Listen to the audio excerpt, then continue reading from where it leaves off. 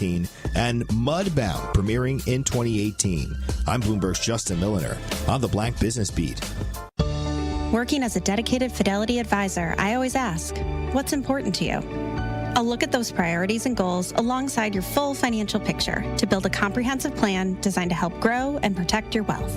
With proactive portfolio insights and an eye on taxes, I'm here to help you make the most of your money. I'm Laura Maxwell, and I'm a dedicated Fidelity advisor.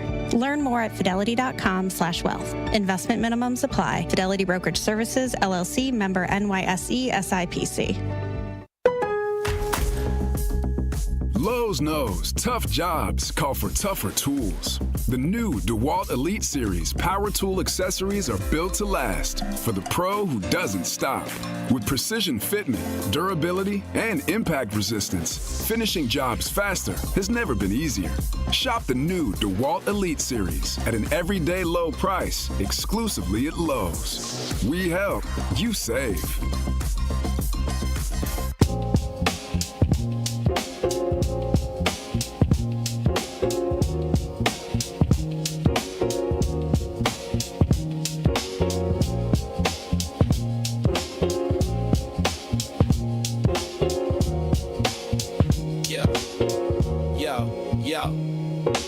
Steps to the mic with a boom, ping, ping. Wisdom sharper than a beast's fierce sting. Words like fireflies that light the night. He turns the dark into blazing bright. Boom, ping, ping, the truth takes wing. Milwaukee's voice, let the city sing. Boom, ping, ping, hear the freedom ring. Sherwin's the king, oh, the airwaves king.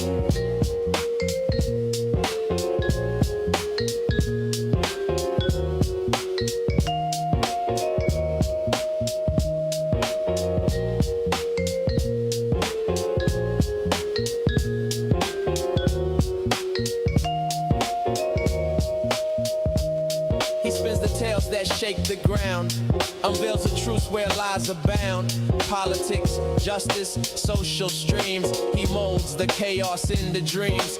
No silence here, just the sound of change. Boom, ping, ping, rearrange. Boom, ping, ping, the truth takes wing. Milwaukee's voice, let the city sing. Boom, ping, ping, hear the freedom ring. Sherwin's the king, or the airwaves king. Through the static, through the noise, he amplifies the people's voice. Boom, ping, ping, like a heartbeat's call. He's got the wisdom to break down walls. Yeah. Da, da, da, da, da, da, da, da, da.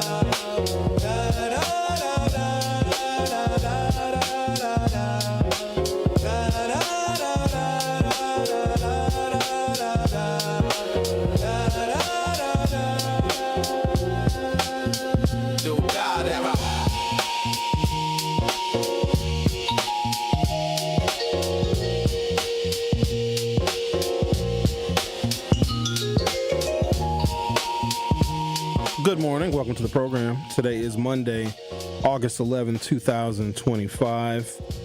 As you all know, we dealt with some historic flooding in the city of Milwaukee and surrounding areas. In fact, there were some areas that were just outside of the city itself that probably got the worst of the flooding.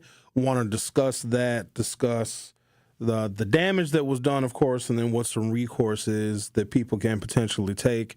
A lot of flooded vehicles, a lot of flooded basements. There are some properties and dwellings that are completely unlivable. Going to talk about a handful of situations where people can get some emergency help. Now, it's not like it was because the current president of the United States, you guessed it, essentially defunded FEMA. So we're going to talk about that. And also, this should be a reminder and a warning that floods are not covered via your typical renters or homeowners insurance policies. That's number one. Number two, your insurers and the claim adjusters are not dumb. Can't just say, oh, it was a wink, wink, nudge, nudge. It was a sewer backup. When they come out and do the inspections, they are going to know the details of the water damage that you may have experienced. So we're going to talk about all of that. But I think the importance of having insurance, because, ladies and gentlemen, this is not going to be a one-off. This is not this flood that we experienced, some worse than others. is not going to be a rare occurrence. These things are going to happen more frequently. We also thought that wildfire smoke from Canada was just the summer of 2023 or just the summer of 2024. They have been happening every single summer. So these occurrences are going to become more frequent. Now, once we hopefully get back to normal sooner than later, we have to start thinking about how do we prevent this from happening again, because this was an unmitigated disaster for a lot of people. Imagine your vehicle being stuck in standing water, and those vehicles are totaled. There was a lot of people putting out half-truths and false information out on social media. And look, I understand that people want to be helpful to other folks that are in need. But to say, well, if you come and pick your car up that you abandoned and you just move it, then they won't tow it. Yeah, the vehicles are not going to start.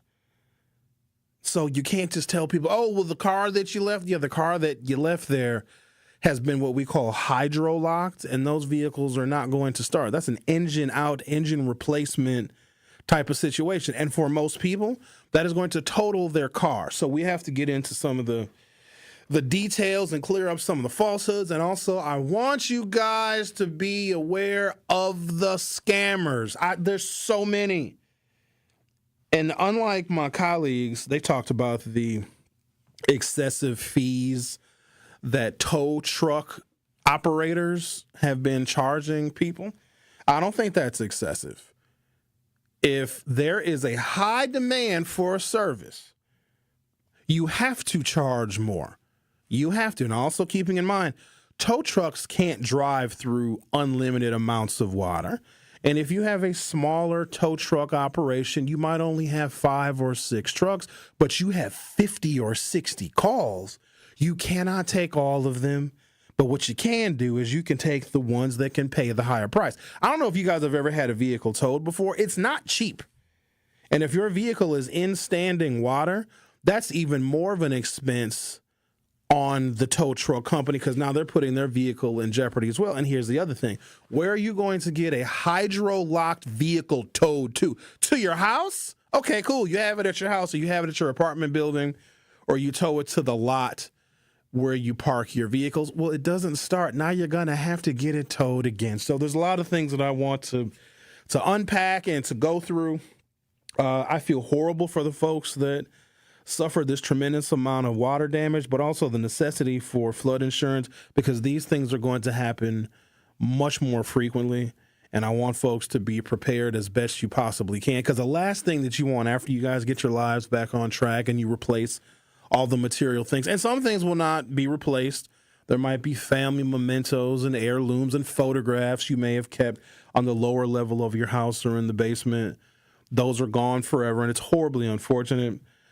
The problem, though, especially with our community, is we as Black people in general, everywhere, pay a larger share of our income for housing, whether it be our mortgages, our rents, or our leases. We pay a larger amount of our income than do other groups. And because we pay more of our income to live, for our mortgages and for our rents and our leases, that does not leave room for the additional cost of hazard insurance, renter's insurance, and flood insurance.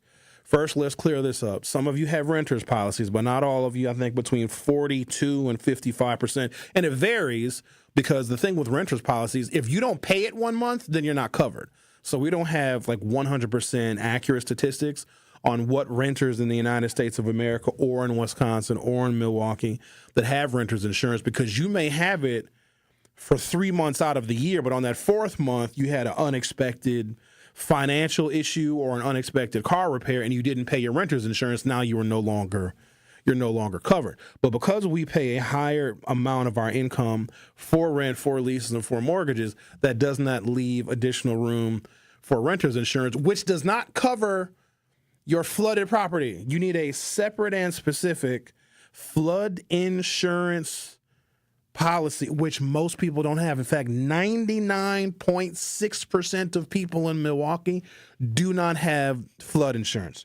They don't think they have it, because they believe that they are covered with their regular homeowner's policy, and they are not. All right. We saw some historic rainfalls. So the last time we had something similar, so they're saying it was 2010. For some reason, I don't remember. And I'm fortunate that I don't remember because I don't know how the hell I got to be so lucky. So I've been in my house for 21 years, and we have seen other floods, torrential downpours, where even if it doesn't reach the cataclysmic proportions that we saw on Saturday and into Sunday, we've had some pretty significant rainfalls, as you can imagine, over the last 20 or 21 years. I just don't get water in my basement. So when I went out on Saturday, like an idiot, should have stayed home. But no, Sherwin had to be in the streets. And when I left home, it was damn near a hurricane. I mean, there's lightning all over the place. There's rain is coming down at a clip that I don't know if I ever remember seeing. So I'm fortunate in that I basically got the equivalent of like 16 ounces of water. Like if somebody took 2 cups of water and just splashed it on my basement floor. And it was like in a narrow stream. It basically looked like I just got a little pee-pee in my basement. It was like a stream of pee-pee. That was it. It was like a narrow, winding, snaking strip of water that I got. And it was dry by noon on Sunday, so I didn't have much to worry about. And I think that's why my anxieties were low. Like I don't get concerned about flooding. I know some folks, you've had this happen before. You guys get basement backups and sewer backups. And so whenever you all experience heavy rains, your anxieties are probably very, very high. I don't have to worry about that because I'm very, very lucky. So I'm going to take a break. I'm going to come back. I'm going to talk about my own stupidity. I'm lucky that I didn't hydrolock my vehicle. And I drive a hybrid electric vehicle, so I've got a disproportionate amount of electrical wires and batteries in my vehicle, and my vehicle is really, really low. And I drove through standing water that I kind of had to because I was on 175. And if you were on the freeway going a particular direction, you can't turn around. And I am not going to drive against freeway traffic. So driving in the opposite direction on the freeway, because what we found on 175 is we went from going 55 or 60 miles an hour heading toward downtown. It wasn't just myself that was on the freeway. There were several of us at the time that were traveling southbound to get toward a downtown exit if you hop on 175 at Lisbon. And all of a sudden we see this flurry of brake lights ahead of us on the freeway. And so we literally went from 60 miles an hour to a dead stop because there was an amount of standing water on Highway 175 that I have never seen before in my life. And at this point, I have literally no choice but to drive through it because I'm not going to turn my vehicle around and face oncoming 60-mile-an-hour traffic. So I'll tell you what happened after that. We're also going to discuss some of the details that I want you all to know. And a cautionary tale, watch out for scammers because there are a lot of people out there that are trying to take advantage of this very sad and unfortunate situation. Today we're going to talk about the cataclysmic build an ark type of flooding that we saw in southeastern Wisconsin and Milwaukee specifically. And no, it wasn't God. This was all made by humans. The Truth with Sherwin Hughes on 101.7 FM. We'll be right back. The Truth with Sherwin Hughes returns after this on 101.7 The Truth app and 1017thetruth.com. Milwaukee, it's time to turn the TV off and turn your speakers up so you can hear what the future leaders of the world have to say. Truth Nation, I'm proud to present the 8 Block, powered by City on the Hill and 1017 The Truth, hosted by me, your boy, Ben Jammin. Every other Saturday at 9 a.m., 8 Milwaukee teams will share stories and laughs that will speak truth to what matters most in their lives. I'm here to discover different levels about myself. I'm really here to get my name out there and have a different perspective on life. So tap in every other Saturday at 9 a.m. Truth Nation, welcome to the 8 Block. Tracy, going back to the process And as it relates specifically to the partnership that Old National Bank has with Housing Resource, what does the process consist of when coming through this program? It's a referral process. We work with clients that first-time homeowners that may not have the counseling that they need. They may not have the equity, the down payment that they need. So we refer them to our partners like HRI or Housing Resources, Inc., because we recognize that those organizations, they have the resources, they have the tutorial documentation and all of those things that are necessary for first-time homeowners that don't know the process, may not know the system, may not know what's required for home ownership. So working with Housing Resources, Inc. and other partnerships that we have like through WIDA has been very, very advantageous, not only for us, but also the organizations, but also for the community. You are listening to The Truth with Sherwin Hughes on 1017 The Truth, The Truth app, and 1017thetruth.com. Waiting in the water, waiting in the water, waiting in the water, waiting in the water, children, waiting in the water. God is gonna trouble these waters. So as I am heading southbound on 175 on Saturday night, I left the house at about 8:45 when the rain was at its most torrential. I am traveling at normal freeway speeds, and then all of a sudden in front of me I see nothing but brake lights, and I'm slowing. Then I'm realizing that these vehicles are stopped, and I had to come to a stop relatively quickly, which is dangerous because when the pavement is wet and it's raining at the clip that it was raining, your stopping distances are greatly increased. And I saw ponding of water on the highway that I had never seen before. So at this point, my only option, I guess I could have just stopped, right? I could have just put my vehicle in park and, I don't know, waited until who knows. But I opted to go through it, and I do not recommend that because you never know how deep standing water is, and I think a lot of you found that out the hard way. And so you can potentially get through it, but here's what it depends on. It depends exactly on how deep that water is, and it's a crapshoot. Like you probably can use some kind of like a marker. Well, okay, the curb is here, and if the water is above the curb, or if the freeway barrier is here and the water is above that, you can get some sense of how deep that water is. But more importantly, if you're going to drive through that water, and I think a lot of folks who have SUVs and pickup trucks found out, they think that they are invincible when it comes to driving through standing water because, oh, I got a truck, I'm slightly elevated. Yeah, your vehicle is more elevated than, say, a coupe or a sedan, but it's about where your air intake is. You need to know where your engine intakes air. So usually it's right around the level of the grill, and you can have a smaller SUV or really any SUV or pickup truck that's not lifted probably has an air intake that's 24 inches off the ground. You start driving through the water, and if other vehicles are driving through the water as well, that is going to cause waves and splashing. It does not take much water in your air intake to completely waterlog your engine, and that's it. Then you're screwed. That vehicle is not going to start anymore. There's not going to be any combustion. There's not going to be any compression. And then the oil that's in your engine and the gasoline that is in your engine, your fuel injectors are all going to be filled with water. Your vehicle is now totaled. Now, I opted to drive through the water and just hope for the best, and luckily I was able to get through it. So I went out Saturday night, moderately inconvenienced by the rain, but it is what it is. Here's the problem. So as I'm driving home from downtown late Saturday night, very early Sunday morning, this is where the problem was because now the streets are intensely flooded. Now, here is what my saving grace was.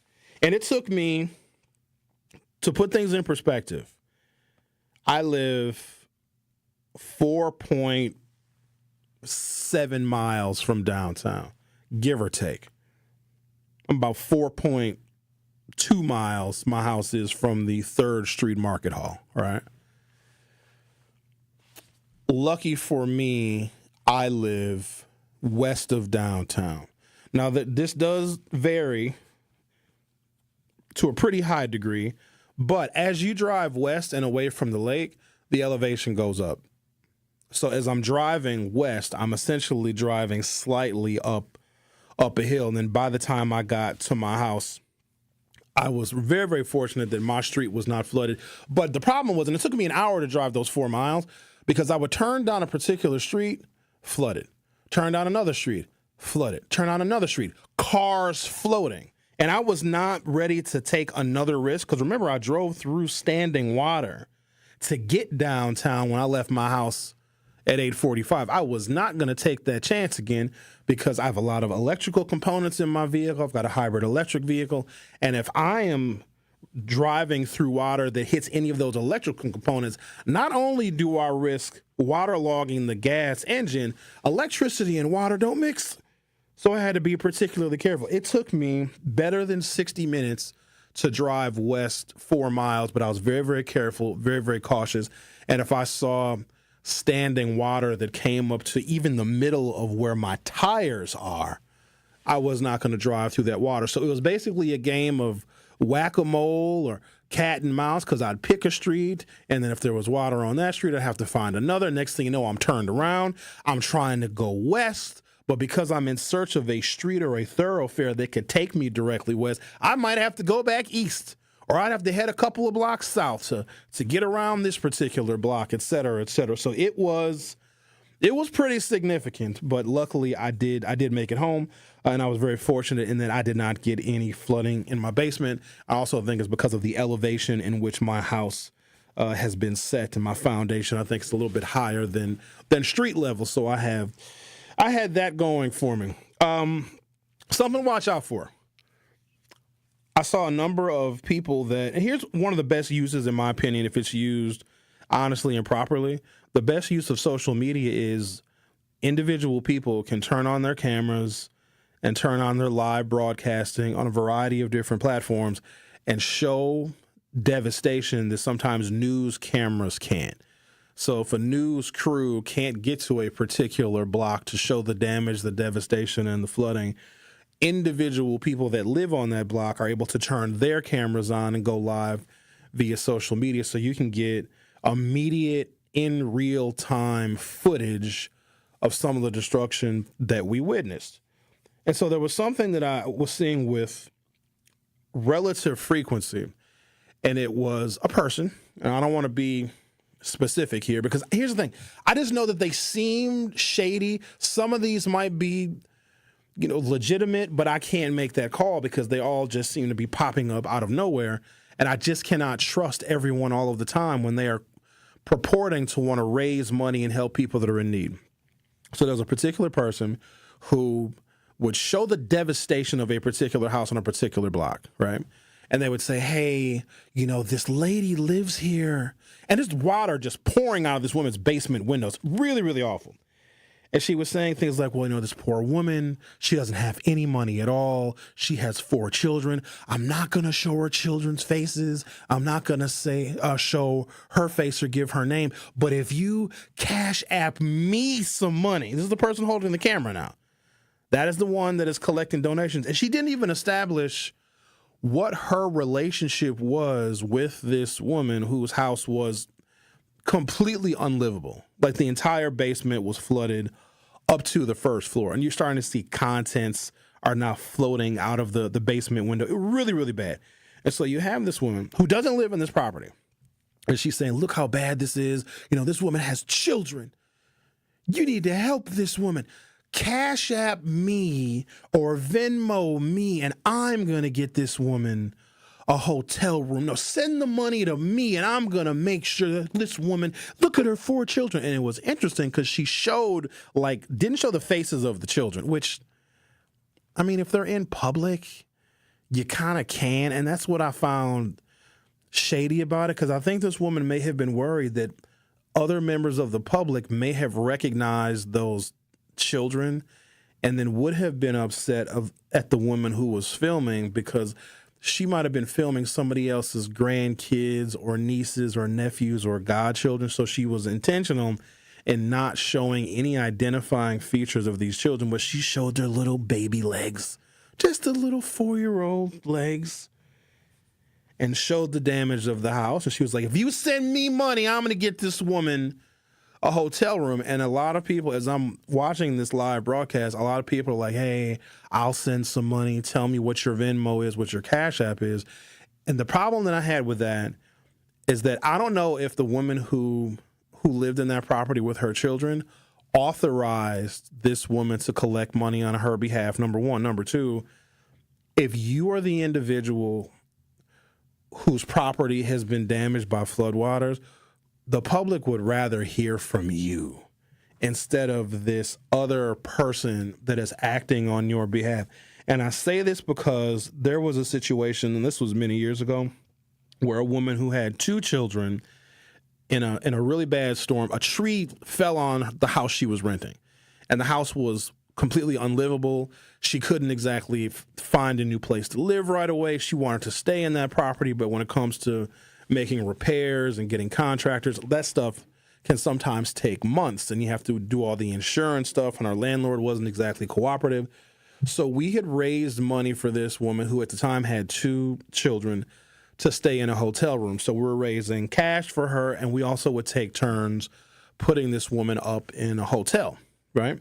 I went first. I said, you know what? I'm going to call the hotel, give them my credit card information. I think I paid for like 2 or 3 days, and then somebody else would pay for another 2 or 3 days. So she had somewhere to stay with her children while she sorted out where she was going to live and what she was going to do with her damaged property.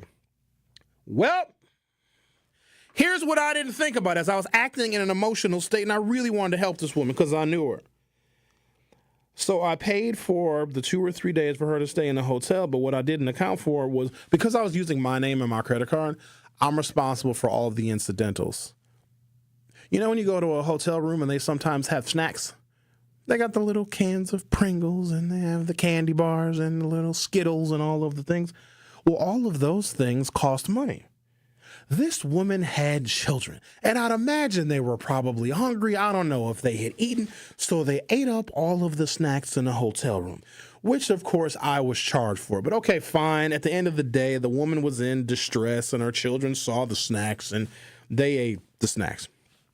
Also, come to find out that I was charged for a replacement bed frame, because her children were jumping on the bed and broke the bed. And so what I thought was already going to be an expensive hotel stay for this woman for the 2 or 3 days, whatever, turned into a pretty significant expense for me, because I put her hotel stay on my credit card, and I was responsible for all the damage done to that room. So if you are planning on assisting someone, a loved one, a friend, or family member, and you're going to use your credit card in your name to get someone this hotel stay, just be mindful that you're going to be responsible for the incidentals. And so in my particular situation, yeah, I was upset, but what could I do? Because this woman didn't have any money.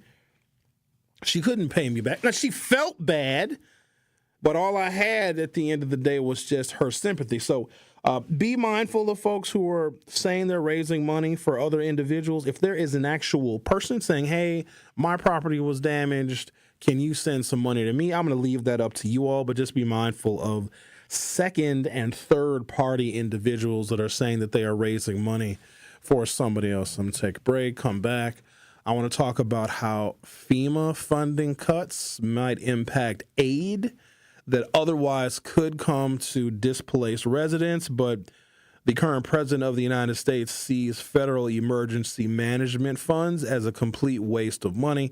And so they cut the staff. So FEMA still has their funding, but if there is no one there to answer the phone, to document the claims, and to begin the process of giving people emergency help, it's pretty much the same as defunding the organization. It's like if you have a police department in a city that is budgeted to have 3,000 police officers, but if there's only 1,100 cops, you might be budgeted to the full amount, but you may not have the staff and the police officers and the rank and file to go out and respond to crimes. FEMA is the exact same way. And also, I'm going to have to do a note on elected officials, because there are a number of people who are very distressed, and I can totally understand why. They believe that elected officials, your state senators, your members of the state assembly, your alderpersons, and your county supervisors, etc., have just pots of money sitting around to help people. That is not how that works. So we're going to have to demystify that as well. Your elected officials don't just have money that they can give you to either replace your things or for your temporary lodging somewhere. That is not how that works. And there are a number of people that publicly and on social media got belligerent because they called their alderperson or their county supervisor and they're complaining that their alderperson doesn't have money to help them. So we're going to clear that up as well. Would also love to hear from you. How did you guys fare? Did you experience major losses? Did you escape some of the worst flooding? Did you build a boat? Did you get an ark like Noah and put animals and stuff on the ark and just sail away? The Truth with Sherwin Hughes on hopefully a dry Monday, August 11th, 2025. We'll be right back. The Truth with Sherwin Hughes returns after this on 1017 The Truth app, and 1017thetruth.com. At Crash Course, we believe cost shouldn't stand in the way of safe driving. If you're 14 to 19 years old, you may qualify for 100% free driver's ed through Wisconsin's Driver Education Grant Program. That includes the full online course and all required behind-the-wheel lessons at no cost to your family. With convenient school-based pickup through Southeast Wisconsin, getting started is simple. Crash Course, the best choice driving school. Visit crashcoursewi.com to pre-register and hit the road with confidence. It's time for Truth Takes, a thought-provoking commentary on the award-winning 1017 The Truth. Here is Ben Jammin with his truth. Truth Nation and all the juicy jammers out there, can I be real with you for a second? We live in a world that's obsessed with right now. But God doesn't do right now. God does right on time. Psalms 27 verse 14 says, "Wait on the Lord, be of good courage, and he shall strengthen thine heart." Truth Nation, there was a time in my life where I felt completely stuck. I couldn't find a job to save my life. I'm talking interview after interview. And my gas tank was always on empty. Just pure struggle. I hated it. Then I finally caught a break. One morning, I got offered a job at the Hilton Hotel. All I had to do was sign my paperwork at 10 a.m. and I'd have a job. Only thing was, I didn't have the gas to get there. So I made a plan. Wake up early, Benjamin. Go donate plasma, Benjamin. Just to get $50. Yes, Benjamin. Buy yourself some gas and pay your phone bill. Now, I hated donating plasma, but it was my only means of income. The plan sounded simple, right? But everything went wrong that morning. From no gas in my car, to the donation of my plasma at the plasma center, to me not getting the job at the hotel because I was late. I remember crying out to God, "What do you want from me?" Now, a week had went by, and a good friend looked at me and said, "Benjamin, you can't rush greatness." And you know what? My friend was right. Because if I had got what I wanted at that time, working at the hotel, then I wouldn't be over the radio talking to you all each and every day, letting y'all know how amazing you all are. So if you're waiting for your moment, feeling drained, literally or spiritually, don't quit. Don't rush what God is still preparing. Because sometimes not getting what you want is a wonderful stroke of luck.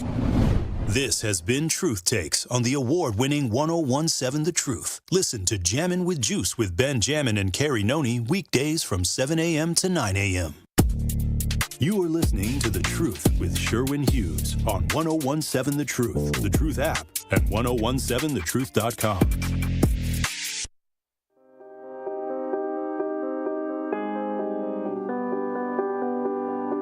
I'm drowning. Welcome back to the program. Our telephone number is 833-212-1017. We dealt with some very historic flooding. So this wasn't as bad as the pre-deep tunnel project flooding. So that was an infrastructure issue. This was not an infrastructure issue, even though there were some things that showed the weakness of our infrastructure.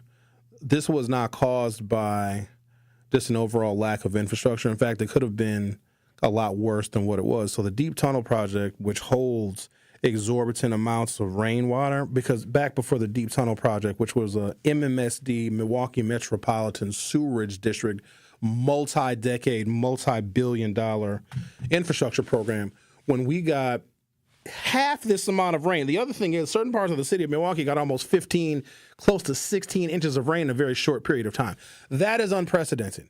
There is no infrastructure, especially in the upper Midwest, that can deal with that amount of rain in that short of a period of time.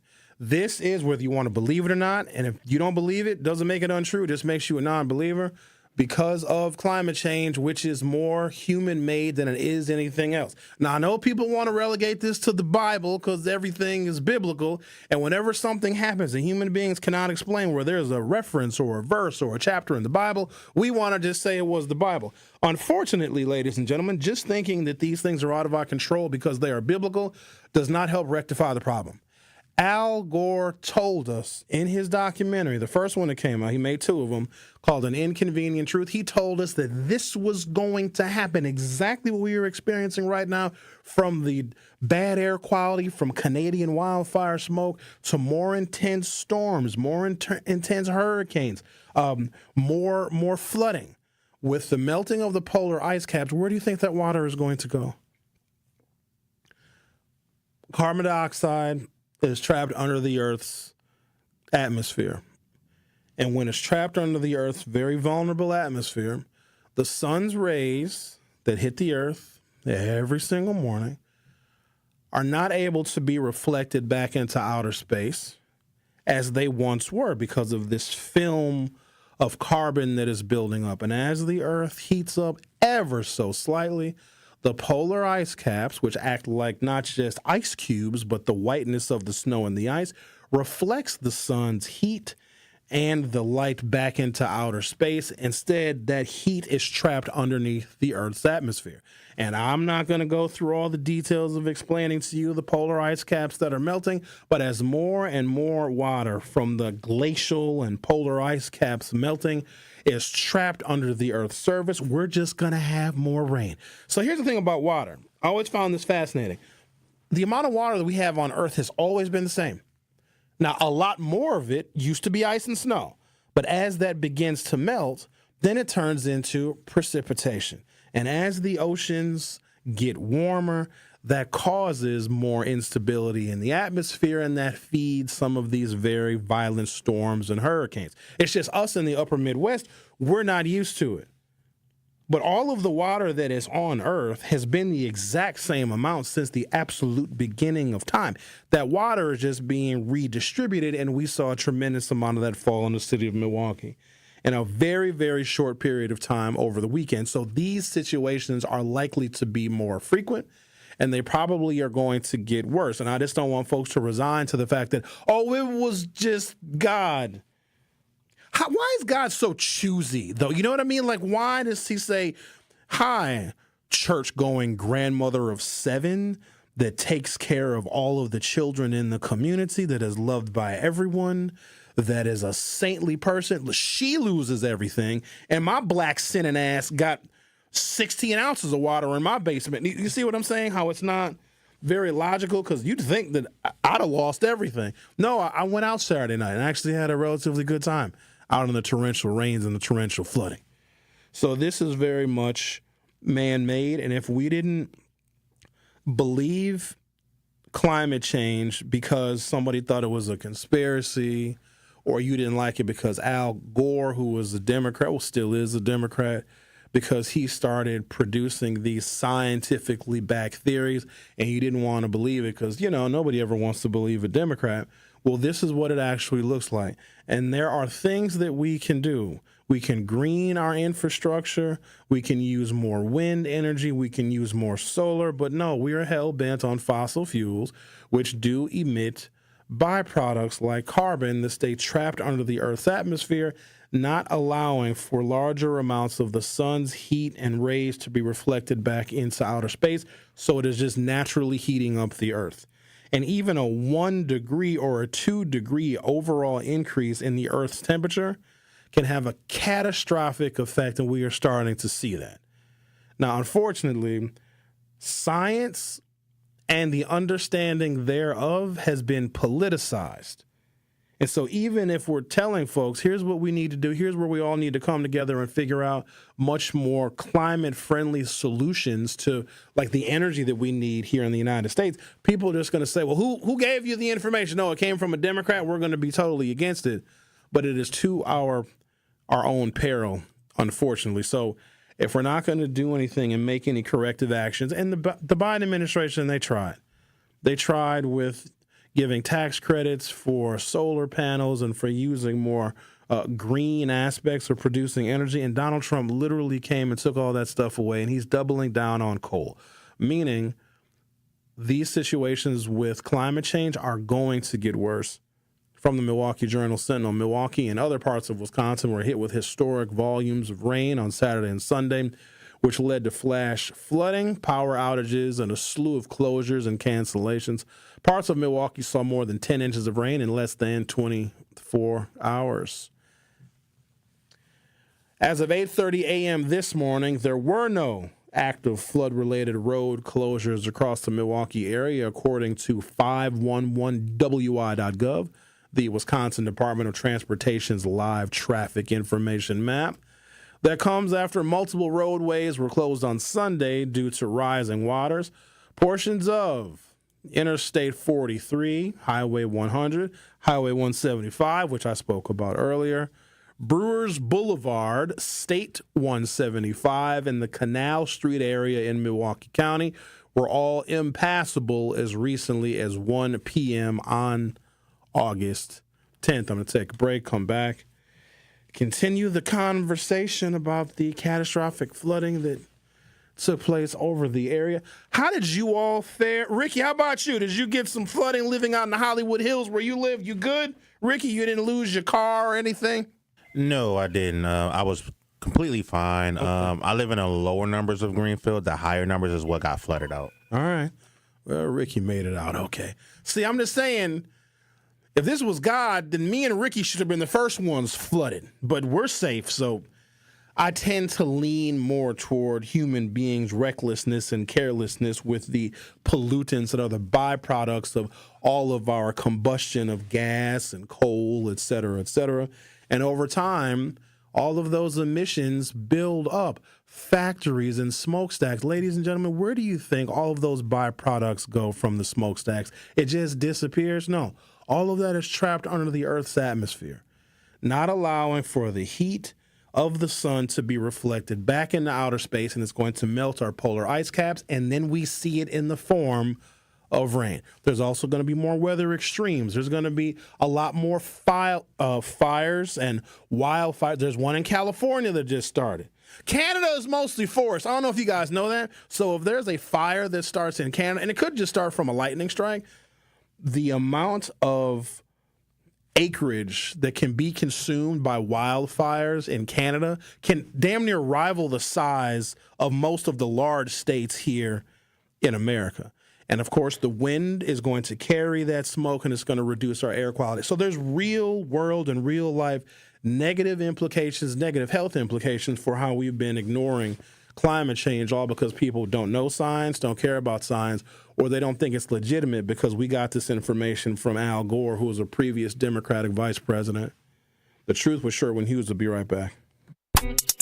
The Truth with Sherwin Hughes returns after this on 1017 The Truth, The Truth app, and 1017thetruth.com. From the biggest stars to the greatest moments, Behind the Bucks is Bucks history like you've never heard it before. It's all on Behind the Bucks on the Bucks Plus audio network. Behind the Bucks is presented by Gallagher, your trusted insurance broker and HR and benefits consultant. Available now on bucks.com/plus, the Bucks app, the new ESPN Wisconsin app, and wherever you get podcasts. Are you or anyone you know looking for a new job opportunity? Attend the City of Milwaukee Job Fair on Thursday, August 21st from noon to 3 p.m. at Manpower Group, located at 100 Manpower Place. This event occurs in collaboration with Hip Hop Week. To register, visit joindcmke.com and choose the option to create your profile here. Completion of your profile is necessary to attend this event. Representatives from multiple employment sectors will be present to meet with you and share opportunities for hiring, training, upskilling, and more. We will also feature a live DJ, food and refreshments while supplies last. Brought to you you by council members Russell W. Stamper II and Robert Bauman. Sponsored by City of Milwaukee, Milwaukee Common Council, City of Milwaukee Department of Administration, Office of Community Wellness and Safety, Manpower Group, Northcott Neighborhood House, Fathers Making Progress, Northwest Side Community Development Corporation, State of Wisconsin DWD, Ross Innovative Employment Solutions, Goodwill Industries of Southeast Wisconsin, UMOS, DCMKE, 30th Street Corridor, Boys and Girls Clubs of Greater Milwaukee, Milwaukee County Parks, Greater Milwaukee Urban League, Maximus, and Amplifier. Ready to buy your first house, move into your forever home, or simply refinance? At Associated Bank, they've got you. With the right lending plan and guidance, you can achieve your dreams. Your financial goals are closer than you think, and Associated Bank is excited to help you reach them. Learn more at associatedbank.com/lending or ask a banker for details. Subject to credit approval, member FDIC, equal housing lender. Ride the wave to clean at Tsunami Express Car Wash, Milwaukee's fan favorite for a winning shine. Become a monthly member and enjoy unlimited washes for less than $1 per day. Plus, skip the wait in the fast lane and enjoy unbeatable amenities like free vacuums and tire air. Visit any of their convenient locations in Midtown Milwaukee, Waukesha, Greenfield, Oak Creek, and Mount Pleasant. Tsunami Express Car Wash. Wash, chill, repeat. Learn more at tsunamiexpress.com. This summer, make 3rd Street Market Hall your one-stop, must-stop destination to eat, drink, and play. 3rd Street Market Hall has over 15 locally owned food vendors, a self-serve beer wall featuring 30 Wisconsin breweries, over 50 HDTVs, and happy hour specials all week. The perfect place to work remotely or catch a game between meetings or over lunch, 3rd Street Market Hall is your home away from home or office. Visit 3rdstreetmarkethall.com for menus, events, and more information. You are listening to The Truth with Sherwin Hughes on 1017 The Truth, The Truth app, and 1017thetruth.com. Our phone number is 833-212-1017, 833-212-1017. Probably a good time to talk about getting some flood insurance. Your typical homeowner's insurance does not cover it. Your renter's policy that only, 40% of you have anyway, does not cover damage specifically from floods. And no, I don't think people are going to be able to get away with saying, no, it wasn't flooding, it was a sewer backup. I don't know if insurance claim adjusters are going to be that stupid, but I guess try it, see if it works out. But I would highly encourage people to at least consider a flood policy, because this is not a one-off. Something like this will happen again. Now, will we get that amount of rain in that short a period of time? I don't know. But you also got to keep in mind, if, let's say we have a wet summer, which is very possible, and if the ground is already saturated and then we get even half the amount of rain that we saw over the past weekend, that can lead to flooded basements and damaged foundations as well. So it doesn't always require the amount of rain that we saw. If the ground is already saturated and our storm sewer drains are clogged, which was another thing that we saw over the weekend. Now I see why Tory Lowe does his cleanups. That cleaning out the storm sewer drains, as a side note on that, would not have necessarily prevented the flooding, but it would have prevented some ponding on some roads. And it could have prevented some vehicles from getting stranded and hydrolocked if the storm drains are clear. And shout out to Montreal Kane. My man was out there working. He just out there with his little garbage picker. It was so satisfying when you you see him pick the garbage, and he was real cool about it. Shout out to Montreal. He was just like, yeah, you just got to get that garbage. Pow! And he'd have his little garbage picker, and then he had his little bucket, and he pick, and he put something in the bucket, and it'd be like a hat, and then it would be like a whole baby. And somebody left their baby down here.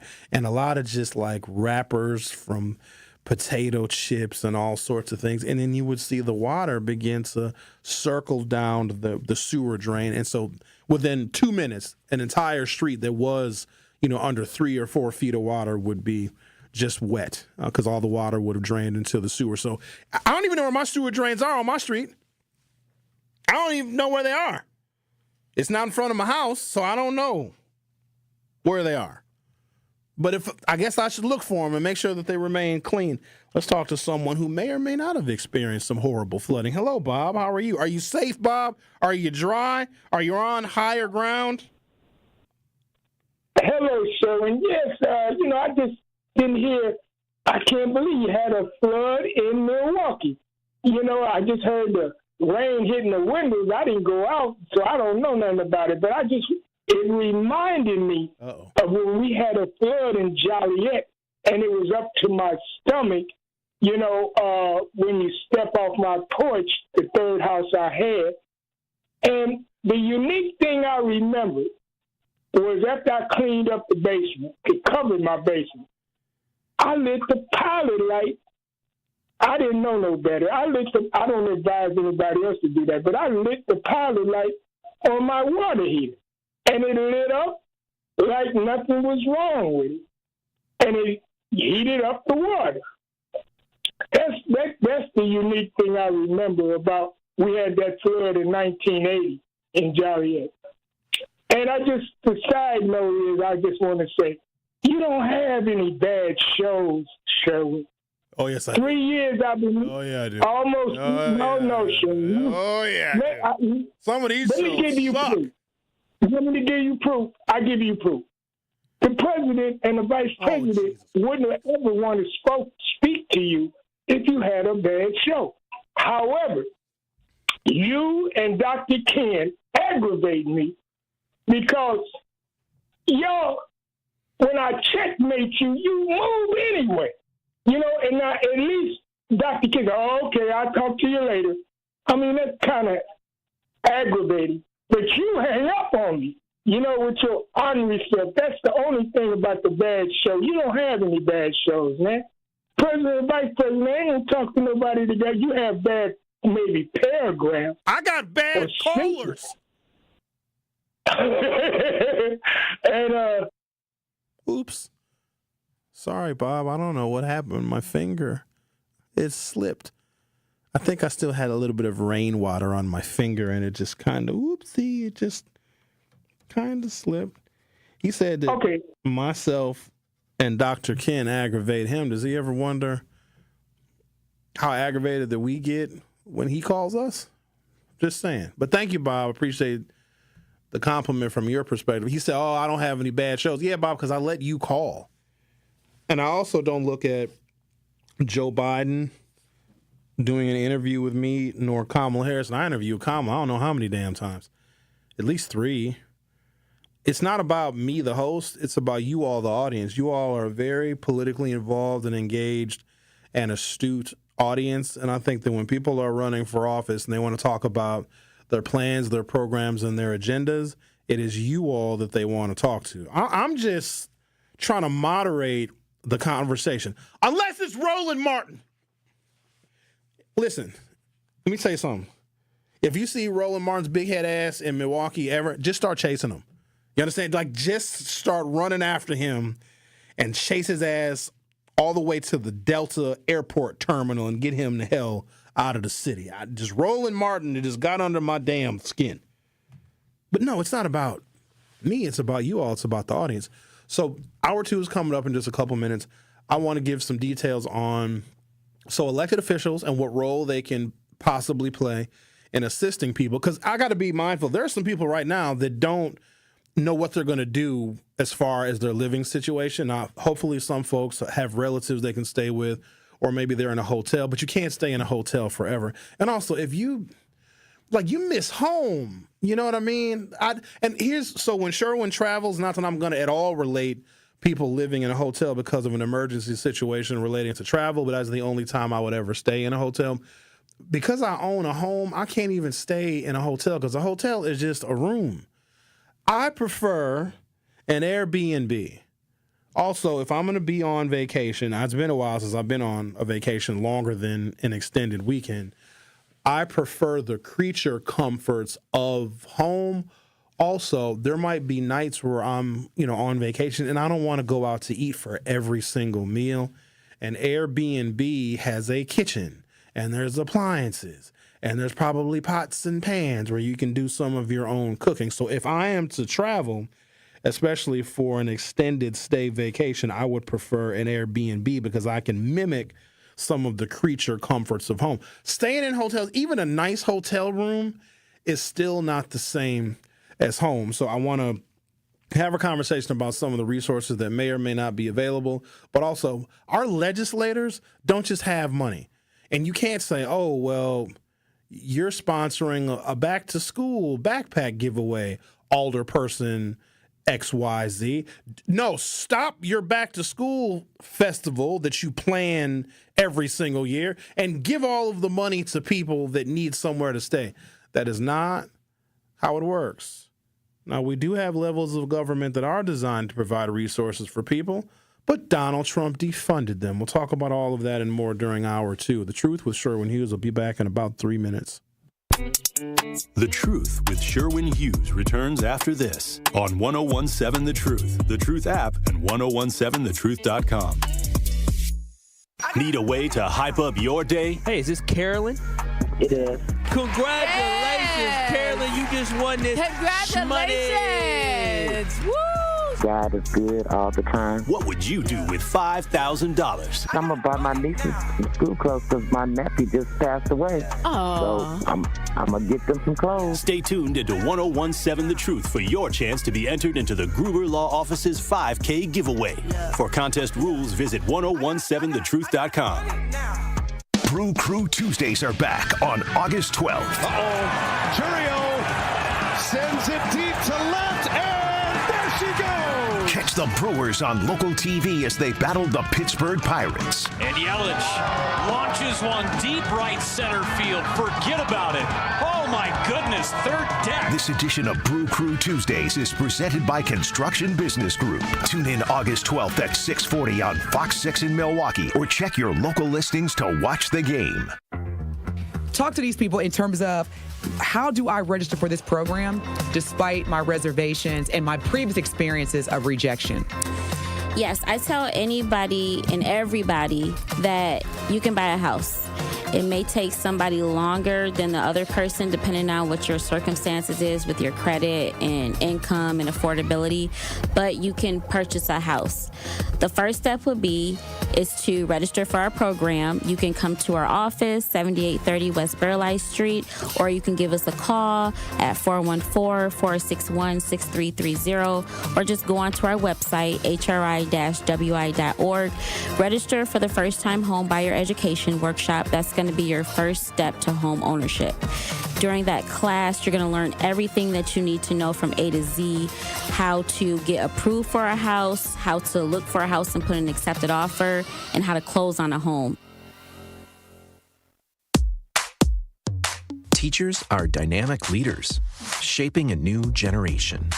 They bring a variety of perspectives from diverse backgrounds, innovating how they teach to prepare students for our fast-changing world. Achieving this takes skill and expertise. They're tireless explorers, creatively discovering a universe of solutions, telling stories, experimenting, inspiring, mentoring, connecting cultures, and connecting with each other, leading by example. Experience the unique joy of helping students thrive. Teaching is a journey that shapes lives. Are you ready to begin? Explore teaching at teach.org, a campaign supported by the U.S. Department of Education, Teach.org, and 1 million teachers of color. A brand station. You are listening to The Truth with Sherwin Hughes on 1017 The Truth, The Truth app, and 1017thetruth.com.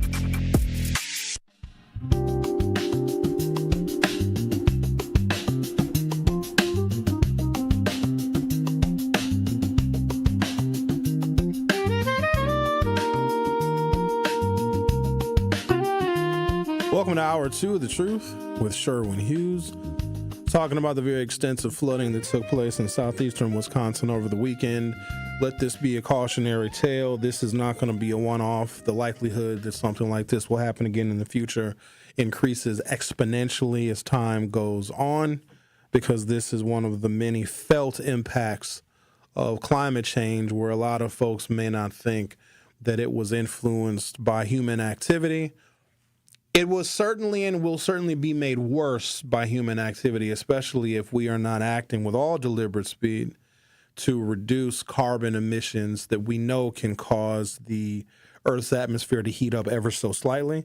And because our ecosystem is closed, Earth is a closed system, sealed. We are under a lid. And we're emitting things up into the atmosphere that are remaining under the lid. All of the combustion. Think about all the miles you have driven since you got your driver's license, and even prior to that. This is just you in your lifetime. And all of the tailpipe emissions just from the vehicles that you have been in. All of those emissions go somewhere. It doesn't just disappear into the atmosphere. It stays trapped underneath the Earth's atmosphere. Now, there are things that can remedy some of the carbon buildup, like, planting more trees. But as human beings expand and have higher needs for lumber, we are taking away some of the trees that could potentially digest some of that carbon dioxide. And so we are producing and emitting more than any trees and any forest could potentially consume. And ultimately, we are messing up the very delicate balance of the Earth's ecosystem, and that can turn into very obvious and very destructive weather events, fires, droughts, etc., etc. So you guys recall Hurricane Katrina and the nightmare that FEMA was at the time. It wasn't because FEMA was not a solid organization. It is because the people at the leadership helm of that Federal Emergency Management Association were inept. And this is when Kanye West, of course, said George Bush doesn't care about black people. Whether he does or whether he does not, I suppose that's neither here nor there. But the leadership in getting resources out to people, cash so they can find a hotel room, or money so that they can begin to replace and rebuild things that they lost during the horrible Hurricane Katrina, it failed miserably. And New Orleans, certain parts of it, still not rebuilt. And if you have a president like we have right now, where it's not just the ineptitude that we saw during the Bush administration when it came to getting federal resources out to people that qualified for them and that were in the most need, now you have an administration that does not care about the people who would need emergency funds in the case of a natural disaster, because you have an administration that doesn't even believe that natural disasters are in part man-made. So what do you need FEMA for? And the number of people that have been laid off and how that organization has been so greatly reduced is going to be incredibly harmful. So that's the federal agency that is there for situations like we saw over the weekend here in southeastern Wisconsin. And because what took place was through no individual person's fault, and I think because when we are rocked by something that we had nothing to do with, a tragedy that befalls on our shoulders, and also keep in mind, people have a whole bunch of other stuff to worry about.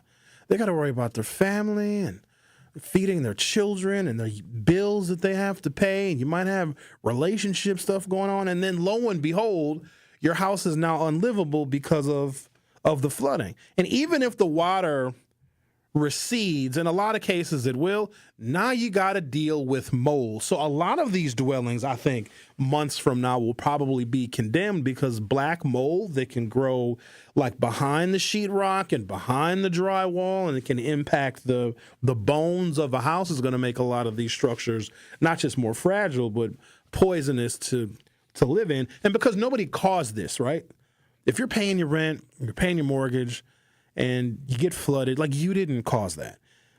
And because it creates victims.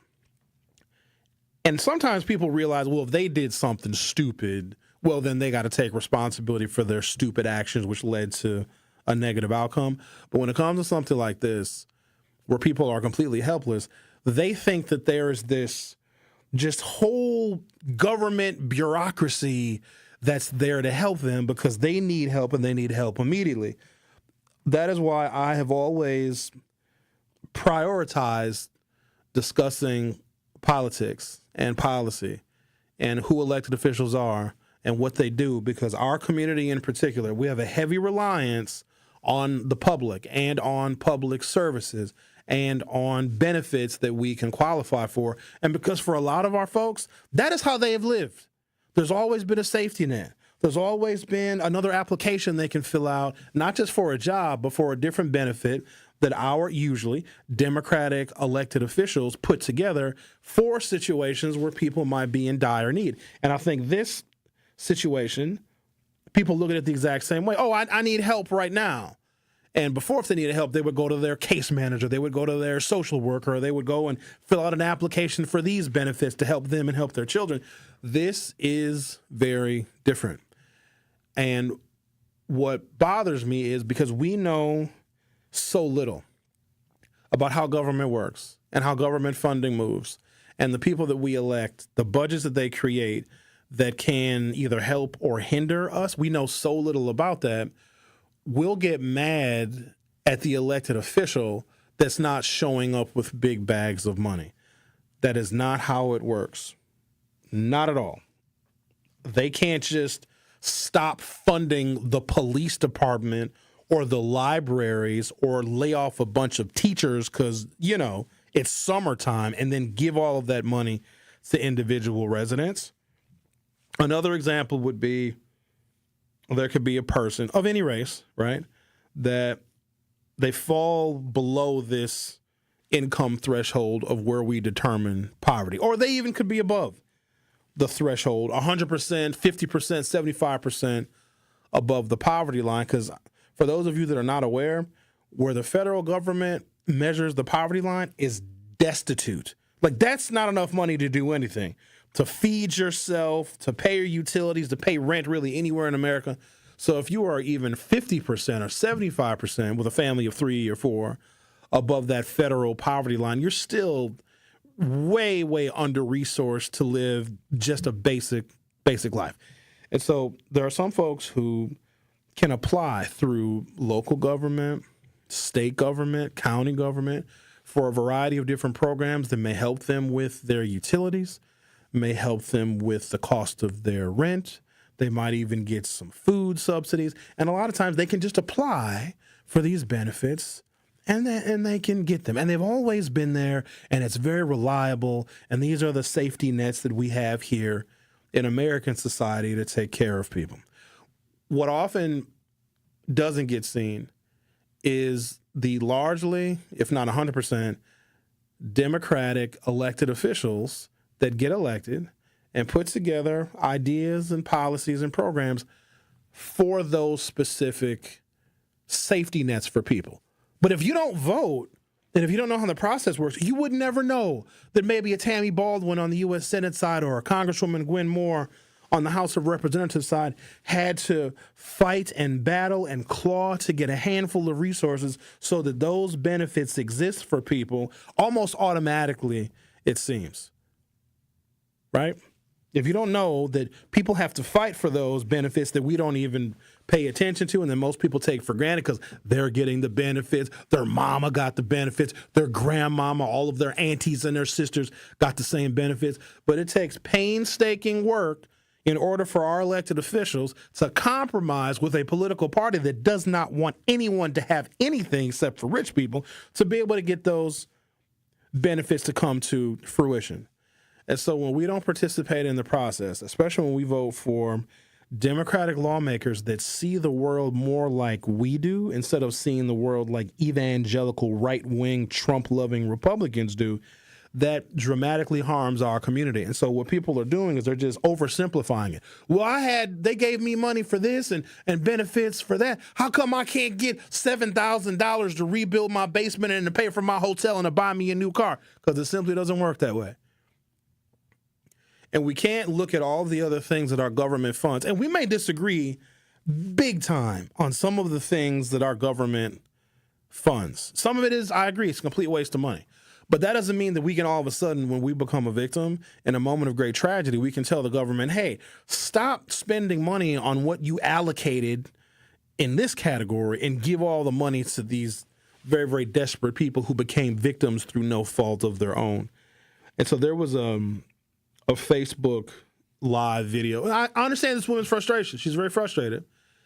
And an alderman visited some really flood-ravaged areas to where a lot of those properties in this neighborhood, on this whole block, just unlivable. And I think the woman made a request of the alderman, like, hey, go get some money for these people. Because when you talk about $1 million budget and billions of dollars, people just say, oh, well, they have $1 billion. They can just give people money that are in need. No, they can't. Could you imagine what kind of fraud would exist? I know a lot of you think fraud exists already, but imagine how much more fraud if just an older person could just start giving out money. They couldn't give money to everybody, right? They'd have to pick and they'd have to choose. So we don't have a process that exists to where a single elected official can just go like with an ATM card and withdraw money from the city's budget. And here you go. Here's money for you and your family to get your basement repaired. And so an older person was touring the area, and that's a calculated risk as well, because when people have been victimized through no fault of their own through this natural disaster, and they're highly emotional and they're very upset. Like, I don't know what the hell I would do if my basement was flooded. I'd probably try to go live with Carrie or Zach or Ricky. Ricky, do you keep a clean apartment? Are you a clean person? Because if it's messy, I don't know if I could live with you. Yes. Okay. I normally deep clean on Sundays. Do my adulting and errands on Saturdays. All right. Will sound like you're a responsible fella. Yeah, well, I get my work week ready on Sundays. All right. Well, if I need a place to stay, just saying, if my basement gets flooded, I'm coming to your house. Like, remember them old school movies where somebody, if they was homeless, they'd have a stick with a bandana tied on the end of it, and they'd have it over their shoulder, and that's where they'd have all their belongings, and they'd be walking wearing some overalls. That would be me showing up at your house. But what I won't do is say, hey, Alderwoman Charlene Moore, give me $17,000 right now because something, the city budget is $1 billion. Just give me a bunch of money. Not how that works. So there's more things that we need to be informed about, and I'm going to try and do my level best to explain to people how things work, because getting frustrated at an alder person that has an annual back-to-school fair and then telling that alder person to cancel their annual event where thousands of children get backpacks and necessary school supplies. Like, we can't just all of a sudden, stop something that has been funded and just move money from that to going and helping people. We can't be that inconsistent and that impulsive. We can't operate impulsively. A lot of individuals operate impulsively. Like, if I have an emergency, I can revert some of my money to take care of this emergency, an emergency car repair. I had to replace my furnace a couple of years ago. I have that kind of flexibility. Governments do not. So let's not get angry at our elected officials when they tell you that they cannot give you money in cash payments for you to make repairs or for you to find alternative housing, et cetera, et cetera. You're listening to The Truth with Sherwin Hughes on 101.7 FM. If you haven't done so already, go to youtube.com or open up your YouTube app from your smartphone or other mobile device. Search 101.7 The Truth. Hit subscribe, and you'll be able to see our live video of the program and also participate via the YouTube chat. The Truth with Sherwin Hughes will be right back. The Truth with Sherwin Hughes returns after this on 101.7 The Truth, The Truth app, and 101.7thetruth.com. Here at the new 101.7 The Truth, we aim to be a staple in Milwaukee's Black community. We are committed to partnering with local organizations and supporting Black-owned businesses. We are proud to call Milwaukee our city and promise to be a positive reflection of our community. We look forward to celebrating Black culture and excellence with you every day as we make history and continue to uplift the voices in our city. Join us for the journey at the new 101.7 The Truth, founded by Gruber Law Offices, Milwaukee Black Talk. Truth Nation, let us talk our ish for a moment. There is no other station in the country where you get a front row seat to hear from some of the biggest names in politics, pop culture, and sports. People like Grammy Award winner John Legend. Knowing that fight isn't over, knowing that we've got to stay motivated and stay inspired. Glory was the song that myself and Common wrote. Two brothers from the Midwest, from Chicago and from Springfield, Ohio. Oscar Award winning actor Don Cheadle. I know that we're the bright, shiny thing that sometimes gets the attention, but I would say don't listen to celebrities. You don't have to listen to us. Listen to yourself. And President Donald Trump's son, Don Jr. When did we have a strong economy? And I don't think anyone with a straight face can say right now. And the reality, when you look at it, it's not even voting for my father. Look at the team that's now surrounding him. Tap into the award-winning and nationally recognized 1017 The Truth by downloading the Truth app and streaming us live at 1017 The Truth on YouTube. Milwaukee Black Talk. Escape the city and relax at Lake Lawn Resort in beautiful Delavan, Wisconsin. Enjoy outdoor activities on Delavan Lake. Tee off at the lakeside Majestic Oaks Golf Course or unwind at the award-winning Calidora Spa. With both indoor and outdoor pools, there's fun for the whole family. Take a cruise on the Lake Lawn Queen. Explore stunning shores and historic landmarks and enjoy delicious food and drinks on board. Book your stay today at lakelawnresort.com, where everything is better at the lake. Maya is always on the move, and so is her money. Buy this here, deposit that there. She and her money are a lot to keep track of. Good thing Maya banks with Landmark Credit Union and uses their amazing mobile app. Maya checks her balance, deposits checks, pays bills, even transfers money between friends. So while Maya is coming and going, she can see her funds coming, going, and, best of all, growing. Landmark Credit Union. Banking made easy. Insured by NCUA.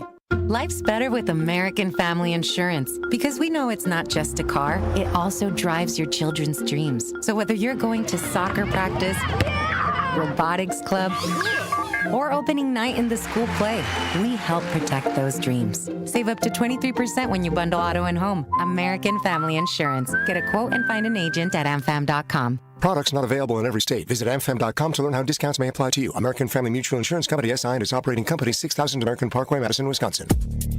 You are listening to The Truth with Sherwin Hughes on 1017 The Truth, The Truth app, and 1017thetruth.com.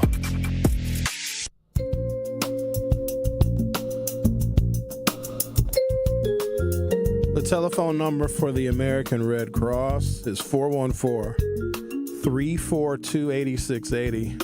414, our local area code in Milwaukee, 342-8680. Give them a call. They may be able to offer some temporary shelter, or if you need. A lot of folks have power outages where if you didn't get flooding in your basement or if your car didn't float away. They showed this video footage of an underground parking garage.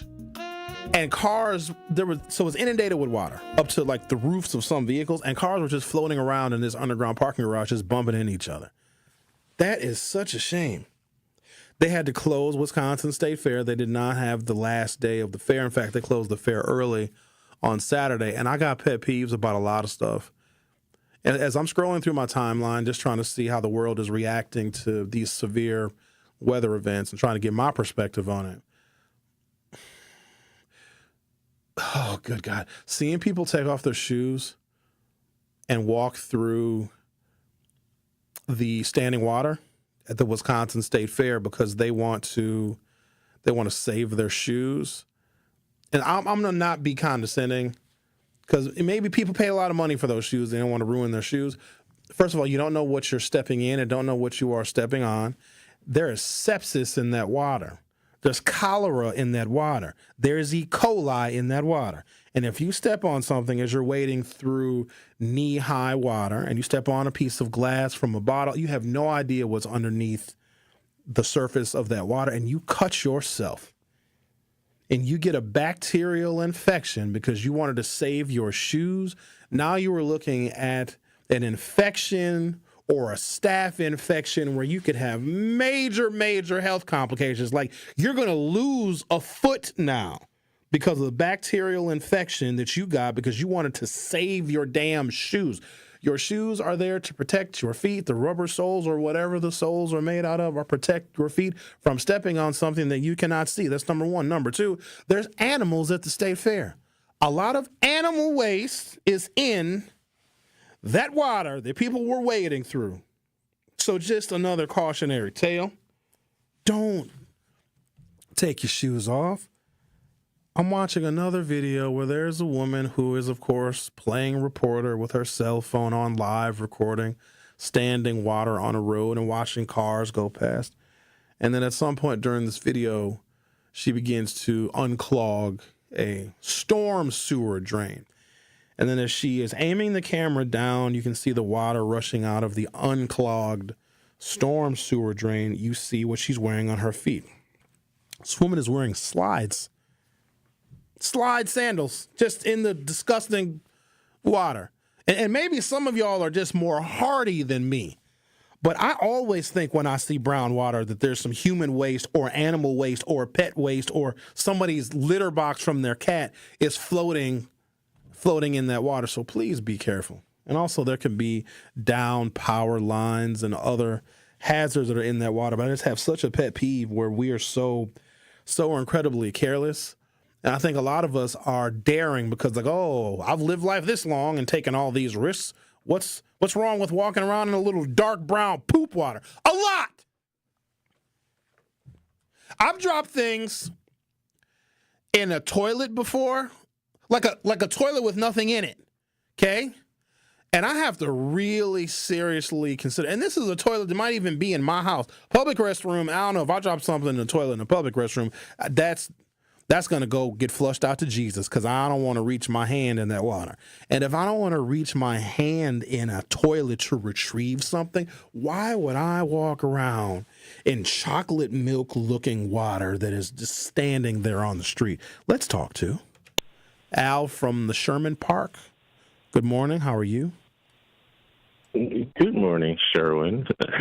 I agree with a lot of your points. Did you get any flooding? Other than being flooded by Trump information because you're a Trumper? What did you got some flooding? You know, I didn't think about it until I was at the gym yesterday and I was on the treadmill. I was like, I never looked in the basement to see if there was any water. Wait a minute. You went through all of Saturday evening and Sunday morning and didn't think to look in the basement? What? I was working mostly most of Saturday night, but I didn't think to look in the basement. Maybe it was wishful thinking because I had a sewer backup down there before. And so my neighbor texted me. She was like, "Did you look in your basement?" I was like, "Yeah, I was just thinking about that. So when I get home, I'm gonna look in the basement." So Sherwin, yes, I had some water in the basement, but it receded. But I was listening to you was throwing stuff out in the trash because I don't want it anymore. I wanted to talk about self-imposed austerity as citizens so that when these things come around that we do have money to help people out rather than always talk about like government as a magic money tree. Because some things we can do on our own and some things we can save ourselves money. For instance, if we simply put our trash in the trash can, then we don't have the trash blocking the sewers, which someone then has to be paid overtime to go out and unblock. So those kind of simple things. I was wondering even about with the mayor and putting up all of these concrete barriers. Now, I had been in the meeting when we proposed putting barriers in the right lane. I had no idea that the mayor would go crazy with the idea. I thought he would just focus on the problem. Putting barriers, barriers where? What concrete barriers are we talking about? In the right lane, so you can't pass in those lanes.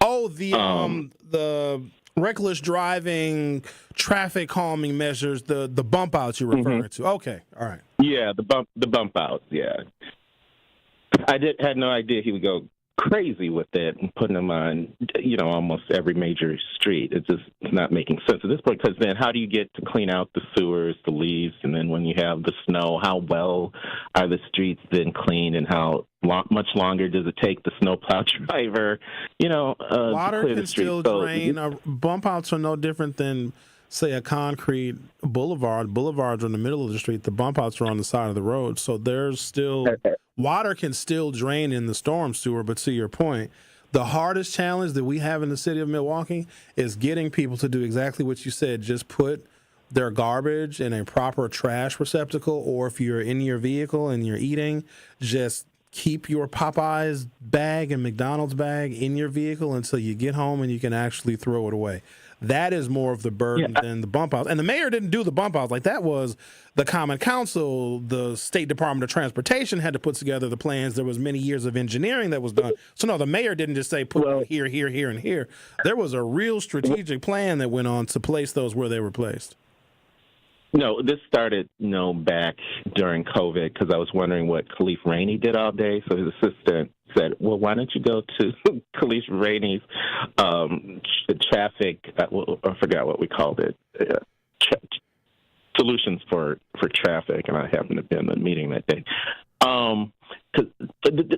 Anyway, the magic money, we have to make people realize that government pays for this through our money. It's not magic money, because we're taking loans in the form of bonds. We're taking loans in the form of the federal government treasury, and then some of our taxes go to it. But then our taxes are paying off these high interest rates from all the borrowing we do for bonds. And that's what really makes our economy. There's no magic money. They're not just printing it. It really is a loan that we're paying back to other countries and other businesses and retirement funds.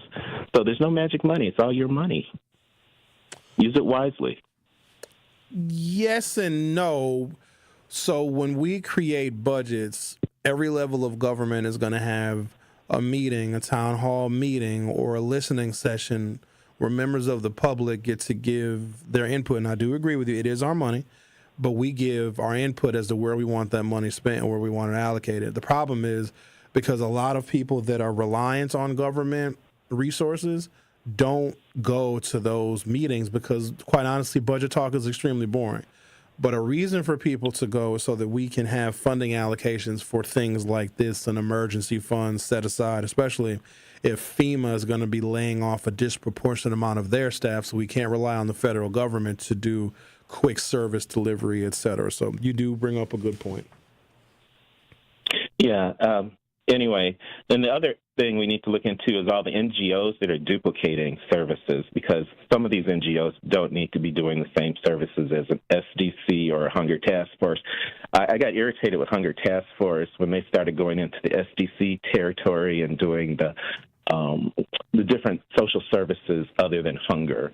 Let SDC do, the other social services. Anyway, all right. That's all I have to say. Thank you for your call. You're welcome. All right, then.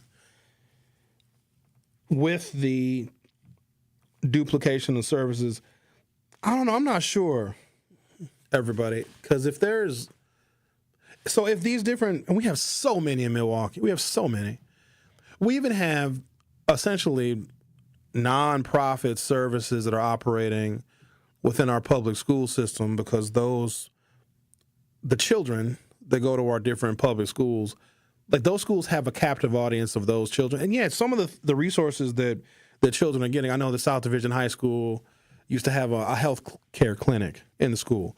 They used to have the Cardinal State Bank. There's a bank where low-income people and people in the neighborhood, mostly Southsiders, Latino Southsiders, would go to the bank inside of South Division High School, which I thought was a necessary service, because it also teaches students about banking, because the students are actually running that bank. Yeah, could people go to a bank outside of the school? Does MPS probably spend an insane amount of money running Cardinal State Bank? If it's even still there, they might not even have it there anymore. They had it there 20 years ago.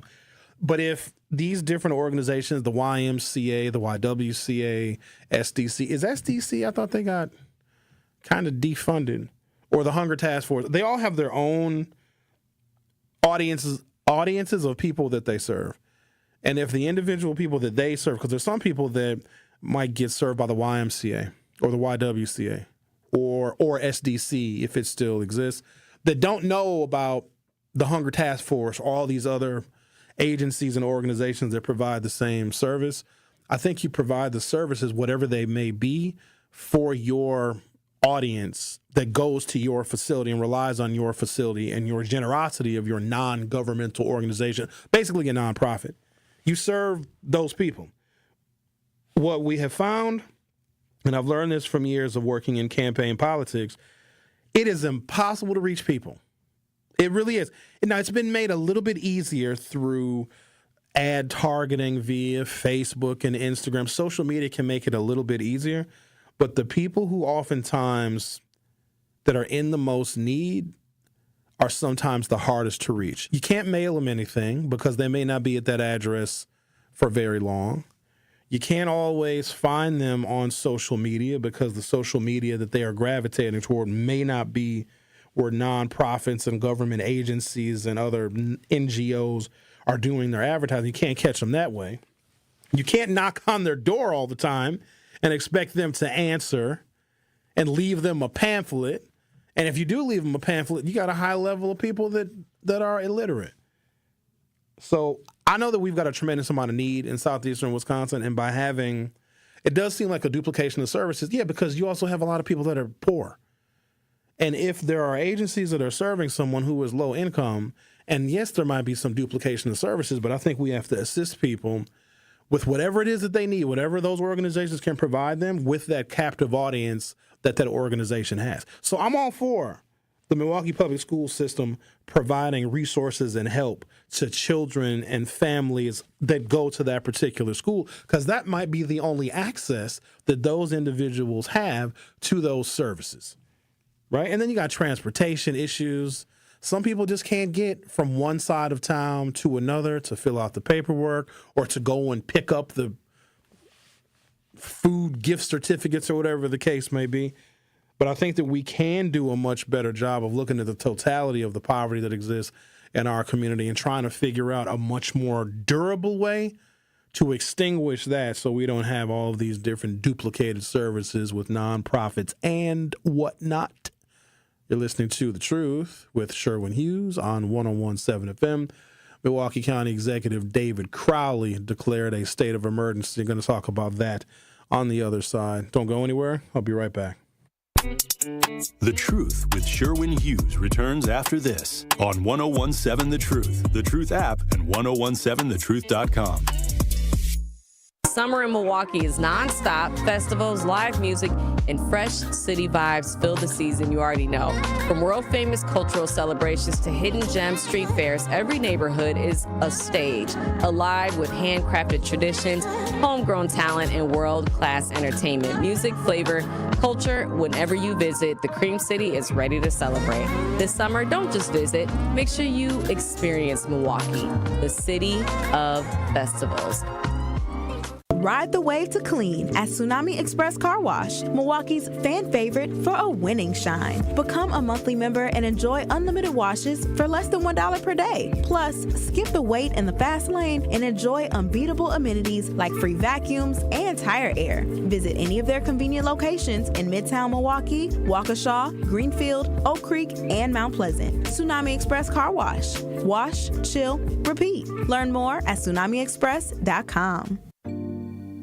What's poppin', Truth Nation? It's your girl, Noni Juice, with Ashley Lucas from Associated Bank, and this is Making Your Money Work. There's a lot we actually have to get into, okay? And one of the main things that I feel like people aren't really talking about a lot are tariffs. Oof. Yes, tariffs is a big one, and I think people need to know how tariffs could actually potentially impact small business clients. So how does it impact them? Yeah, it's something that we're talking about at Associated Bank quite a bit with our business clients. We call it the big T word because it's kind of scary, but it's something that I think small businesses really do need to proactively discuss to make sure they're prepared.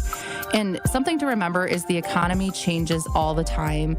Businesses withstand changes in the economy. So purchasing will change, right?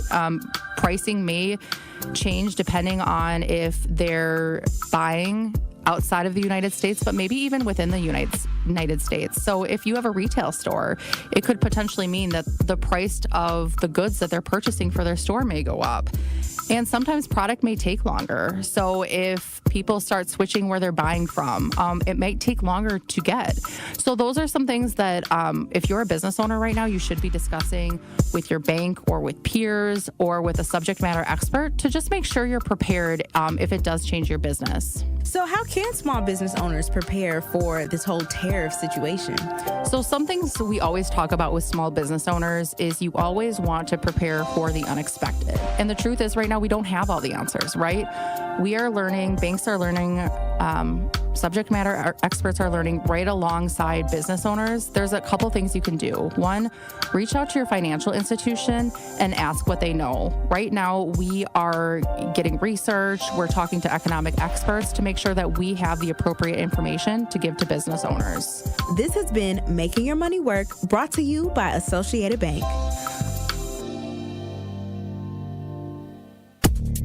You are listening to The Truth with Sherwin Hughes on 1017 The Truth, The Truth app, and 1017thetruth.com.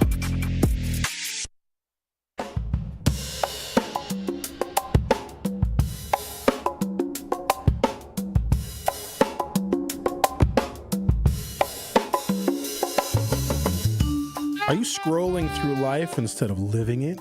With U.S. Cellular's US Mode, it's easier than ever to block out distractions and focus on what truly matters, making genuine connections. And now, through the 10K Life US Mode, I don't know what's happening, Ricky.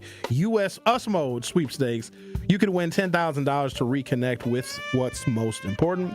Imagine the joy of creating lifelong memories with loved ones on a once-in-a-lifetime journey. Do not miss out. Enter now at giveaway.uscellular.com. No purchase necessary. Sweepstakes runs February 14th through August 31st, 2025. See official contest rules online. Switch to US Mode and live more. I think it's US Mode, right? Not US Mode.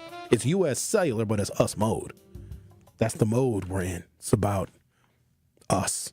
Speaking of us, Milwaukee County Executive David Crowley declared us under a state of emergency. I received an email. It's a very personal email, like the county executive was sending it directly to me. It says, Sherwin, I have declared a state of emergency in Milwaukee County in response to the overwhelming rain and flooding our region is experiencing. Flooding is still an active emergency across the county, and more rain is expected into the evening. Please take the following steps to keep yourself and our community safe. 1, stay cautious, stay informed, and avoid any non-essential travel. 2, check in on your neighbors, loved ones, and friends, especially older residents. And 3, if you are experiencing an emergency, immediately call 911 to report property damage such as flooded basements, collapsed walls, or lightning-related incidents within Milwaukee County. Please call 211. The county executive then goes on to say, I'm incredibly grateful for our first responders, law enforcement partners, social service workers, and residents who are lending a helping hand during this emergency. We will get through this, the county executive says, but it's going to require us to stick together, look out for one another, and stay informed about the latest conditions on the ground. For the most up-to-date information about the situation, you can follow the Milwaukee County Office of Emergency Management, which is coordinating with the county's response efforts. So, wondering, for those of you that have stranded vehicles, how have you recovered those vehicles? On the northwest side of the city of Milwaukee, city officials were contracting with private tow companies to remove vehicles that were abandoned. So if you were driving through standing water and that water rose to the level of your air intake, your engine immediately shut off and you had to leave and abandon your vehicle. A lot of people did that, and there were so many abandoned vehicles on certain streets and boulevards in the city and probably throughout the county that even when the waters receded, traffic could not pass because those vehicles were left stranded. And so for folks that went back and recovered their vehicles, I'm assuming yesterday afternoon, yesterday morning, how did you get your vehicle moved? Did you use one of these towing companies that we've had reports of them, I don't know, gouging people to have their vehicles towed? First of all, getting your vehicle towed is expensive. That's the first thing. And it may sound unfair because, people are dealing with this natural disaster and a whole bunch of, unexpected tragedy came about, not to mention the cost and the expense of where people are going to live, et cetera. If there's a high demand for a service, the cost is going to go up. If some people are nice, right? And they're like, oh, I got a tow truck company. I'll just tow people's cars for free. And so for those of you that are calling on these tow truck services, have you paid what you thought was an exorbitant fee to have your vehicle removed? And also, where are you getting it towed to? Because if it doesn't run and you have it towed back to, let's say, your house, because you might want to, got to get your valuables and your belongings out of the vehicle, and you get it towed back to where you live, what are you going to do with it? Because you're going to have to get it towed again if you want to get an estimate of the repairs, or I'm not sure how the situation works with your insurance. Somebody's going to have to come and inspect the vehicle, et cetera, et cetera. Like, where are you towing an immobile vehicle to? I'm very curious. And have any of you that have retrieved your vehicles that were hydro-locked and you had to abandon them, did you pay what you thought was an unreasonable amount of money for the towing of your vehicle? And I'd imagine there's always good Samaritans that have tow trucks, especially if they have a larger tow truck company. They might have some volunteer units that are out there. But keeping in mind, those tow trucks are not invincible either. And if they're still standing water, then that truck might be taking on unnecessary risk as well to retrieve your vehicle. So I'm sure there's some folks that are out there doing it for free. But just like if, let's say we get a lot of snow, and the amount of rainfall that we got worries me, because you know that an inch of rain is the equivalent of roughly 10 inches of snow. You guys live in Wisconsin. You probably know that basic meteorological fact. An inch of rain is 10 inches of snow. Well, some places got 14 inches of rain, and they got 14 inches of rain in a very, very short period of time. If we got an amount of precipitation anywhere even remotely close to the rain that fell, so if areas that got 14 inches of rain got, let's say, 7 inches, but that 7 inches of precipitation happens to fall in December, January, February, hell, March or April, that's 70 inches of snow. So we have to be at least somewhat prepared for really, really large snowfalls, because if we got this amount of rain, even half this amount of precipitation, if it is snow, the city would be frozen, literally. And so there are people in the city of Milwaukee that's like a side hustle. They will put a snowplow on a pickup truck and they'll do like private driveway snow removals. In fact, a lot of people that do things like landscaping, because in the wintertime you can't do landscaping in southeastern Wisconsin, but you can remove snow. You can, get hired by businesses, and you can have, a little salt dispenser, so you can hire one of these folks that has a plow on their vehicle and they can salt your driveway, et cetera, right? To expect somebody with a tow truck to just go and tow your vehicle for free is almost the same expectation that if we have large amounts of snow, someone who owns their pickup truck and has a 6-foot plow blade on the front of their pickup truck, for them to just, for the hell of it, plow Capitol Drive. Now, let me be clear. I've actually seen it. My across-the-street neighbor has, it's a woman, too, which is unusual, but I guess women do what men do, I suppose. She has a Chevy Silverado with a plow on the front, and she has actually plowed our street before, because we have had, let's just say, inconsistent snow removal over on my part of the city. So for the last few years, I think it's been relatively decent. But if the city of Milwaukee has a problem removing snow quickly, my street is probably one of those side streets that gets plowed absolutely last. So she's done that before. And here's what's crazy. We've had other snowfalls before where this lady across the street, and she's been in her house as long as I've been in mine, people get mad at her when she doesn't plow the street every single time it snows. And she basically had to explain to some folks, like, no, I just did that one day because we had a bunch of snow and the city plows weren't coming through. So I just decided, because a lot of folks had to go to work. But then people expect her to plow our damn street every single time we get an inch or two of snow. So even if you are one of these tow truck drivers and you offer your services to free, somebody might call you and be like, hey, come get me out of this ditch. Remember when you removed or you towed my car during the flood? You can't expect people to always volunteer their services. But I'm very curious, for those of you that had a vehicle stranded.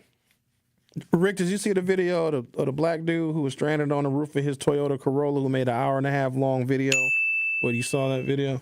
I know a lot of people saw the humor in it, but I watched a good portion of it. Yeah, it was entertaining. But also, like, he's screaming, like, hey, do you have a wood? Like, he's asking people if they have rolling paper so he can get high. And it's just, you know what I'm saying? I know that we got to make light of these situations. Milwaukee is not a real place. It really is not. And then he's like, oh, tell the police we got a white lady with us. And then he was commenting. Did you hear when he was talking about how thick the white lady was in the sundress? Like, dude, come on, man. Like, seriously. Well, was she thick? No. She was fat. So you looked. It was not. I shouldn't say she's fat. You can't say people are fat anymore. But he was like, oh, yeah. And here's the thing. So it's a white couple that I'm always curious why white couples are stranded sometimes in the places that they are. Maybe they were there buying dope and they got caught in the floodwaters because, you know, if the streets are flooded and we have a torrential Noah's Ark kind of flooding event, might as well get high. And he's talking about, like, it's a man and a woman, it's a couple. And they're very inconvenienced and they're also getting very annoyed by, I think Chris McHenry is his name. I posted the video in the Hughes Views Facebook group. And he's commenting on this woman and her body, and like her man is right there. And then he's screaming at every car passing by because his only concern was finding something to roll his marijuana with. I also thoroughly am convinced that a large number of people in this city have a drug problem. And yes, marijuana is a drug because it intoxicates you. There's a responsible way in which you can get high and use THC, and there's an irresponsible way. But I'm seeing far too many of our people use that substance for their be-all, end-all cure to everything. And I think there's this general just malaise over the city because everybody is high all the time. Even people that have no business getting high are high all the time. And when you think about it in that context, it's sad. And life must suck for a lot of people. Because in the event that I've ever imbibed in a THC containing product,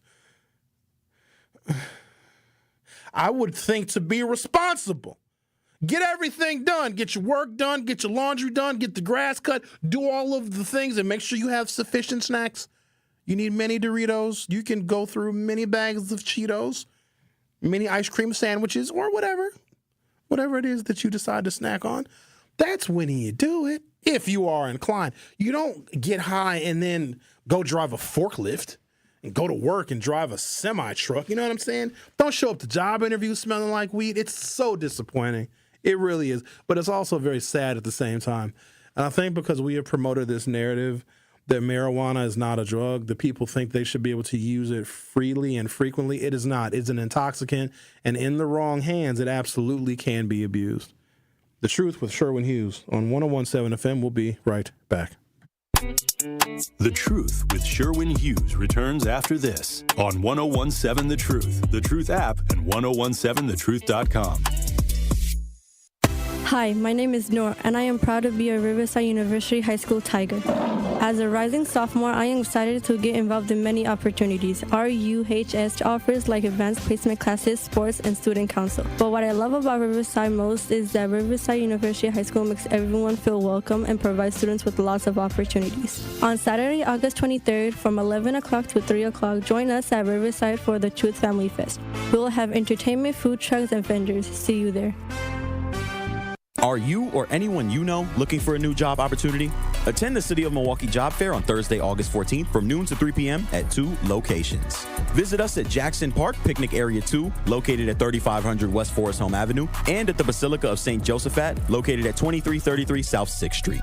Vendors from multiple employment sectors will be present to meet with you and share opportunities for hiring, training, upskilling, and more. We will also feature a live DJ, food, and refreshments while supplies last. Brought to you by Common Council President Jose G. Perez and Alderwoman Jocasta Zamaripa. Sponsored by City of Milwaukee, Milwaukee Common Council, City of Milwaukee Department of Administration, Office of Community Wellness and Safety, Northcott Neighborhood House, Fathers Making Progress, Northwest Side Community Development Corporation, State of Wisconsin DWD, Ross Innovative Employment Solutions, Goodwill Industries of Southeast Wisconsin, UMOS, DCMKE, 30th Street Corridor, Boys and Girls Clubs of Greater Milwaukee, Milwaukee County Parks, Greater Milwaukee Urban League, Maximus, and Amplifier. At Educators Credit Union, our members are our purpose. As a credit union, we're more than a financial. We're people helping people. We aren't concerned about profits or the bottom line of shareholders, because our greatest reward is you achieving your financial dreams through lower rates, free financial resources, and award-winning member service. Experience more heart and less hassle by making the switch today. Achieve more at ECU.com. Educators Credit Union. Achieving more together. Insured by NCUA. Membership eligibility required. You hit the library. Shh, hard. And keep your eyes on the prize. Also, one day you can earn that bachelor's. Finishing what you start where you want, that's worth working for. And here is how you get there. Here at MATC, where smart programs prep you for next level challenges. Earning your bachelor's can start right away. And graduation is just the beginning. Here's to an education that takes you farther. Here's how you get there. Here at matc.edu/get there. The Wisconsin Doulas of Color Collective and Planned Parenthood of Wisconsin are working together to care for you and your whole family before, during, and after pregnancy and through all stages of life. Did you know Black women and birthing people in Wisconsin are 2.5 times more likely to die from pregnancy-related causes? Black lives matter. That's why this partnership matters. Visit widocc.org and ppwi.org/healthy families to make an appointment today. You are listening to The Truth with Sherwin Hughes on 1017 The Truth, The Truth app, and 1017thetruth.com.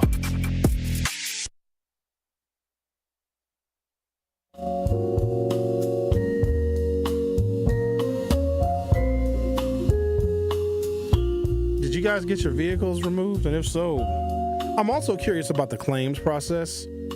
You now have a totaled car. If you made the mistake, and I was an idiot too now, but I felt like my choices were limited because I'm on 175 and there was standing water on the freeway, which I can honestly say I've never seen before. And I take 175 depending upon what my day is like. I've had days where I have been back and forth between my house and downtown 2 or 3 times, and 175 is my thoroughfare that I take to get on 94 East, you see. And all of the years that I've taken, it used to be 145 and they renamed it. But in all the years that I've taken, hell, throughout my life, what is now Highway 175, I've never seen standing water in the middle of the highway. My only other option was to turn around on 3-lane highway and drive against traffic to go and find a freeway exit, which I would have had to enter also facing oncoming traffic. And so I thought that risk was dramatically higher than trying to make it through that standing water. And holy smokes did I get lucky, because it did appear the wake that was being created from other vehicles moving through that water pushed the water up to like damn near my hood. And I have a hybrid electric vehicle, and if any of those electronics would have gotten wet, you ever see in them cartoons when somebody get electrocuted, you all of a sudden you see their skeleton and they you would have seen my skeleton. I would have been electrocuted, but luckily I made it. But that should be a cautionary tale to everybody. Oh, hello, Al. How are you? Are you okay, Al? Did you get flooded at all? Did your vehicle get hydrolocked? You okay? Oh, I'm doing wonderful because, see, when I was going down 175 and I seen it, all I did is I just slammed through it because I don't believe in being drowned.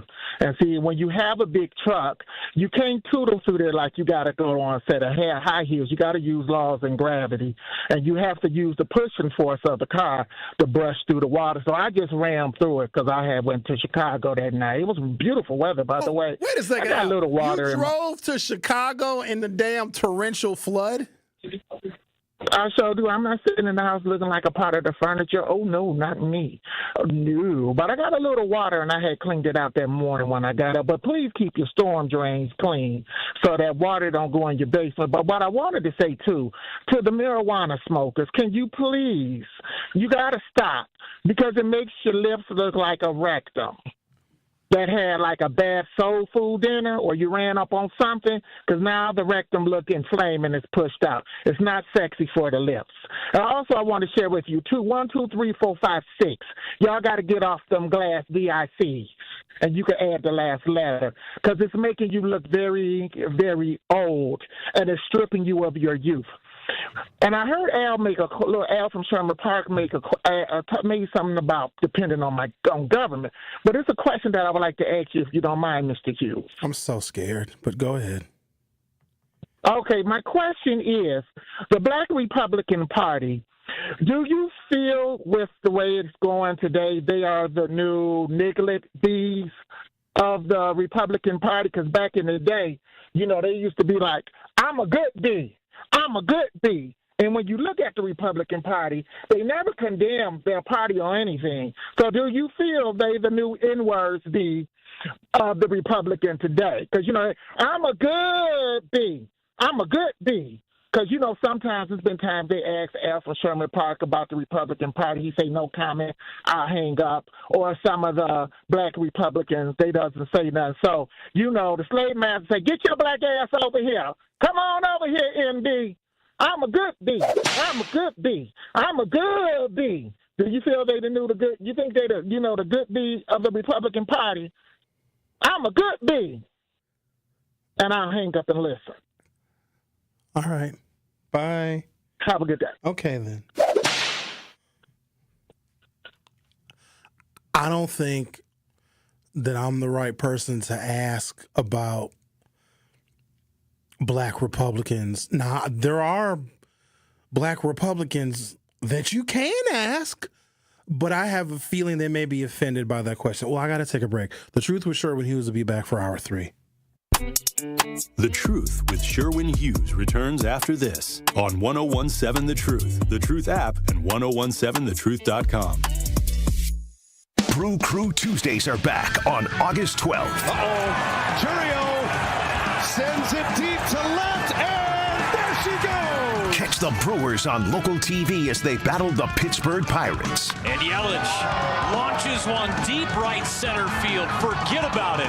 Oh, my goodness. Third deck. This edition of Brew Crew Tuesdays is presented by Construction Business Group. Tune in August 12th at 6:40 on Fox 6 in Milwaukee, or check your local listings to watch the game.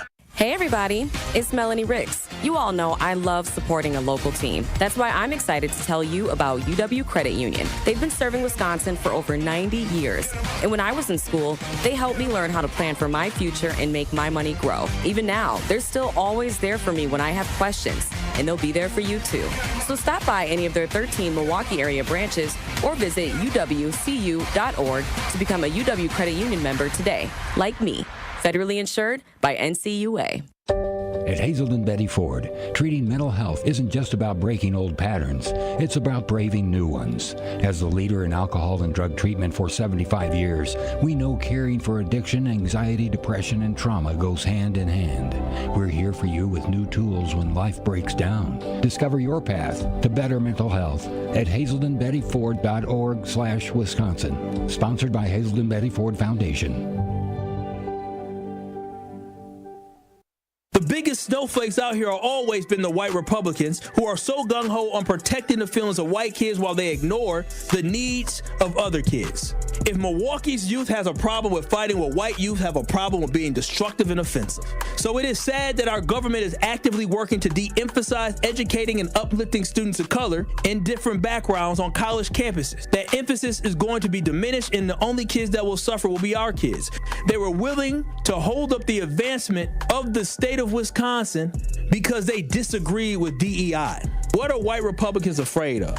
Why are they afraid to face the fact that their grandmas and grandpapas were part of a system which purposely held black folks back and failed to give us the access that we deserve? Until these politicians stop ignoring these egregious acts of hate and racial incidents, America can never be great again. Catch Truth to Power with Kyle Wallace every weekday from noon to 1 p.m. on 1017 The Truth and The Truth app. Get the truth and nothing but the truth with Sherwin Hughes every weekday from 9 a.m. to 12 p.m. on 1017 FM, 1510 a.m. WGKB Waukesha, and W269DL Milwaukee, a locally owned Good Karma brand station. You are listening to The Truth with Sherwin Hughes on 1017 The Truth app, and 1017thetruth.com.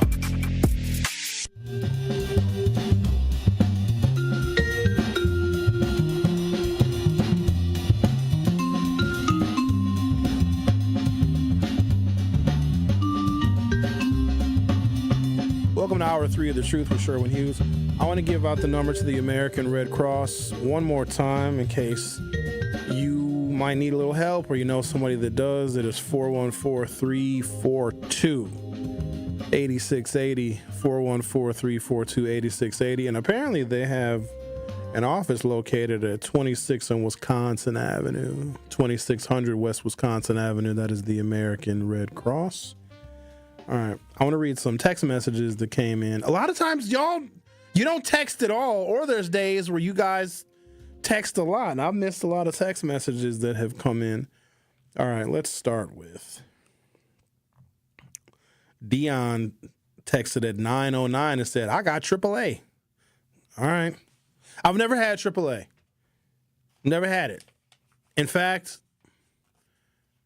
I don't even know anybody in my family that has AAA. The people that I know, this is just me though, your mileage may vary, but the people that I know that have AAA are women. They have AAA. Now, I've actually benefited from a woman having AAA before, but I don't have it. For some reason, I think I'm above the AAA or whatever. All right, Chauncey says, OMG, Sherwin.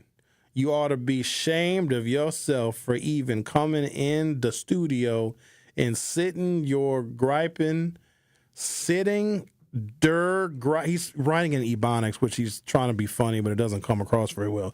Griping about you only had about a pint of water in your basement when there's many folks who experience 200 gallons in some of their basements. I'm just telling my truth. I've had a lot of torrential rain since I've been living in my house. I just happen to get lucky that I don't get water in my basement.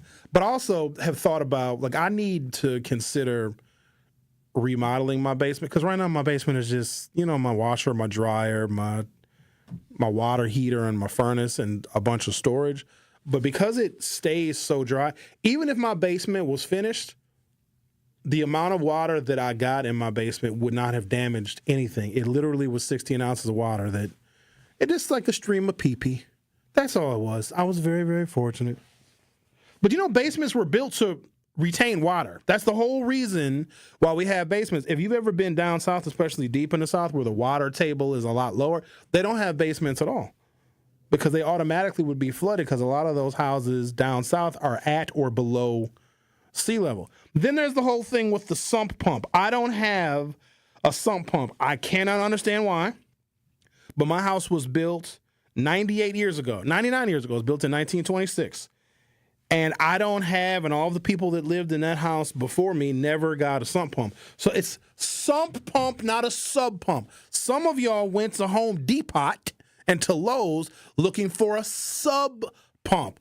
That's a submersible pump. That's something you put in the damn swimming pool. A sump pump removes water entering the foundation of your house and puts it in a sump, so a pit area away from your house. It pumps water away from your house. A sump pump, not a sub pump. You'll end up buying the wrong thing. All right, let's see what else we got here. Oh, look. Congratulations, Mr. Mahdi. He sent a picture of his baby. Look at that. What a blessing to have a newborn baby. What are you, 60, Mahdi? What are you, 60 years old? That's all right. Didn't Robert De Niro, somebody had a baby at 90. Somebody. Tallywhacker's still working, huh? All right, then. Congratulations, then, to you. Yeah, them baby. Look at that. Hey, Mr. Mahdi, he's 60 years old. Going to be 80 years old at the graduation. All right. Jay, the math teacher, says, I'm a licensed property claims adjuster. I can answer a few questions you may have from your listeners via text. I'm at work, so don't call. Okay. Mr. Property Claims Adjuster, Jay says, please tell homeowners to say water came through their drain in their basement and flooded it as well. This way, your homeowner's insurance will grant them their water sewer back endorsement/riders. Thank you for that. Chauncey says, fortunately speaking, with regards to you taking multiple different routes to get home safe due to your observation of the weather duress that several streets were under upon encountering, you were in fact smart enough and miles away from being stubborn and naive the way so many were into thinking that out of nowhere they had King Kong nuts and endless amounts of rabbit foots that would enable him or her to disregard taking precaution and using their respective instant greater judgment and just keep driving. He spelled it that way. Driving through things with belief that everything would be just fine. I just know how engines work, and I know that if the water level exceeds where your engine air intake is, you have just totaled your vehicle. And I know a lot of folks work real hard for their vehicles now. I know you do. And being without one is catastrophic because you can't get to work. I'm very mindful of my property. I really am. I try and protect my property as best I possibly can. I got lucky when I drove through that water on 175 because that would have absolutely totaled my vehicle. But I went out Saturday. I'm posting reels and posting pictures of. I kicked it Saturday night because I wasn't going to stay in the house. And I had plans on Saturday. The rain was just a little bit of an inconvenience. In fact, it made it a little fun. Let's talk to, who is this on line one? Uh-oh. Hold on. Almost hung up on him. Hold on. Professor. Hey, hang on a second. Oh. Good morning, Hi, Linda. Good morning, Good Comer Brand. And good morning to all the good black and white people of Milwaukee. And America. Hey, Sherwin. I got flooded in my basement. We're not supposed to say flooded. We're supposed to say sewer baggage for insurance purposes. But, how much water did you get? Yeah, and the thing that's irritating, I went to the dentist this morning. My blood pressure is 200 over 190. Linda! Because I know, man, I'm stressing because I'm having muscle spasms in my body from the stress. Because I have a young lady, 27, with 5 kids. Hold on a second, Linda. First of all, how much water did you get in your basement? That's the first question I got for you. Did you get feet? I got a foot of water. Okay. But I'm trying to say, 2 weeks ago when they had when We Energy had the power outage, and my lights wasn't coming on, so I called Roman Electric to do an assessment of all my electrical situation, and then I called the plumbing company because I was having kitchen back up, toilet back up, so they did all of that. They They ran my stuff through the pump, the sump pump, and to the sewer. They made everything straight. And then this happened. It's like, OMG. Hold on, Linda. Ambulance. I was about to say, they're coming to get your ass. Ambulance. Hold on, we got to deal with your blood pressure. Linda, so if your dentist took your blood pressure and it read that high, they didn't continue the appointment, did they? Did they tell you to go home? Yeah, I just relaxed, did my breathing, and it came down to 140 over something. But yeah, it's situational. But I'm gonna go and take a blood pressure med. Are you prescribed blood pressure medication? Because that is very hypertensive. Yes, I was prescribed, but I went off because I was calling myself, weaning myself off because I wasn't, under any stress. But Linda, I guess in the month of August. Stop. We do not get off of high blood pressure medications. We do not. As African Americans, it's extremely rare. The only time someone can maybe have reduced high blood pressure medications is if they go from morbidly obese at 600 pounds down to 150. What happens is when you stop taking your high blood pressure medications, your blood pressure is going to spike and you're going to have a stroke. And the worst thing about having a stroke is not dying, it's being confined to a wheelchair and having a damn colostomy bag. So, Linda, you cannot, quote unquote, wean. We don't get to do that. Maybe the white folks can, but when we have high blood pressure, especially as we get older, as our blood pressure naturally rises, we stay on our medications. We take them every day. And guess what else we do? We take them at the same time every day. You understand it? Yes. Okay. Now. Yes, and I have been doing that. I know, and I'm definitely a student, well informed of all of that because I reversed diabetes. But I'm risking it. But I think that the flooding and the fact that I welcomed this 27-year-old girl into my house because she got 5 kids, 2 of them autistic. I think that is driving my stress up too. Why you do She didn't have a place to. Why are you? Hold on, Linda. She didn't have a place. Is this your? She didn't have a place to stay. No, hold on now. If your blood pressure is reaching stroke levels because you got, hold on, she got how many kids? 5. And 2 of them is autistic, and 1 is a infant. Oh Lord, I didn't plan on it, Sherwin. It just fell in my lap. I didn't plan on it, so I just said I'm going to work with her for 3 months to try and get her a job and get her a place for real. Well, the hardest thing that you're gonna have to deal with is getting her out when it's time for her to go. The other thing is, if she's staying with you, Linda, she need to take a pregnancy test because she might be pregnant with number 6. You better tell her. You better ask her if she got a pee-pee and put that little stick under that stream of that pee-pee. You better not find out that. And they're all by the same. They all by the same guy. What does she need to go live with him? Where's he at? Started when she was 19 and he was 37, Sherwin. You know what that's about. Where the hell is he at, King Nutbuster? He need to be taking care of that woman and all them damn kids.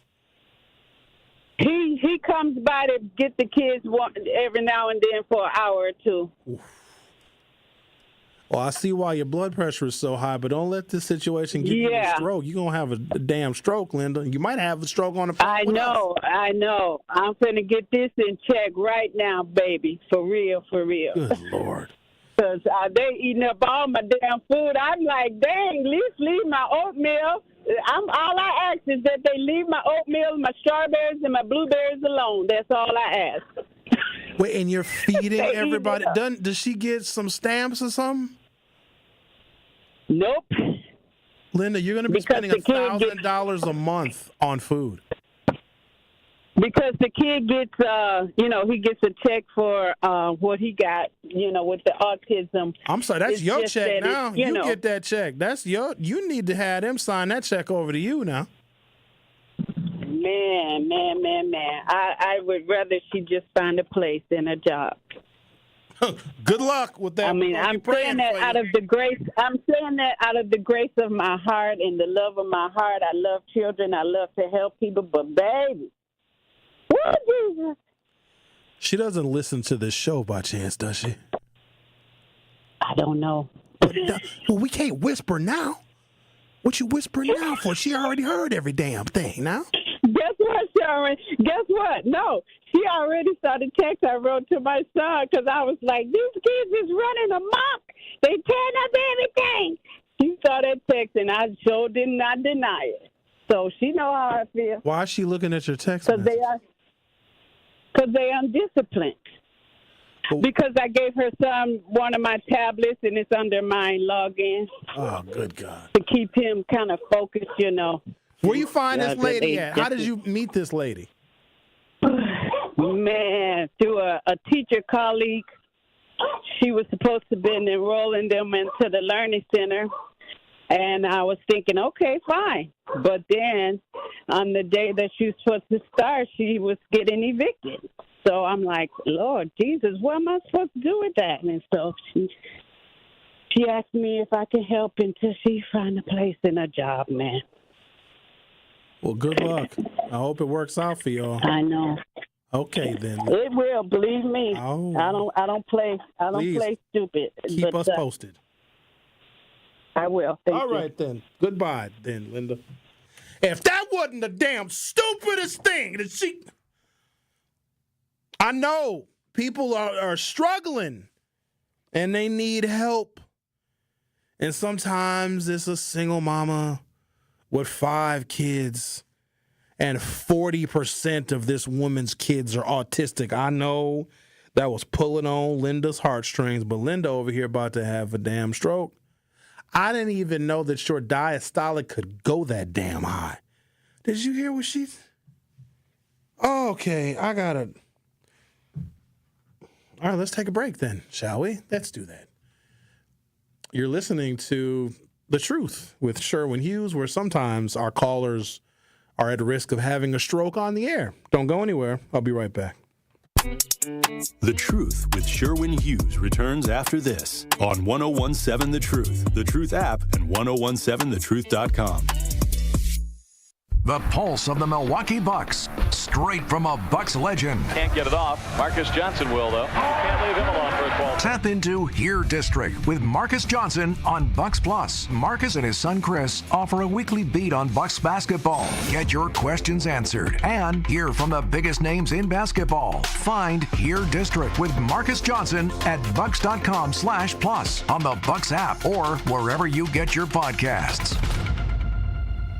Are you or anyone you know looking for a new job opportunity? Attend the City of Milwaukee Job Fair on Thursday, August 21st from noon to 3 p.m. at Manpower Group, located at 100 Manpower Place. This event occurs in collaboration with Hip Hop Week. To register, visit joindcmke.com and choose the option to create your profile here. Completion of your profile is necessary to attend this event. Representatives from multiple employment sectors will be present to meet with you and share opportunities for hiring, training, upskilling, and more. We will also feature a live DJ, food and refreshments while supplies last. Brought to you by Council members Russell W. Stamper II and Robert Bauman. Sponsored by City of Milwaukee, Milwaukee Common Council, City of Milwaukee Department of Administration, Office of Community Wellness and Safety, Manpower Group, Northcott Neighborhood House, Fathers Making Progress, Northwest Side Community Development Corporation, State of Wisconsin DWD, Ross Innovative Employment Solutions, Goodwill Industries of Southeast Wisconsin, UMOS, DCMKE, 30th Street Corridor, Boys and Girls Clubs of Greater Milwaukee, Milwaukee County Parks, Greater Milwaukee Urban League, Maximus, and Amplifier.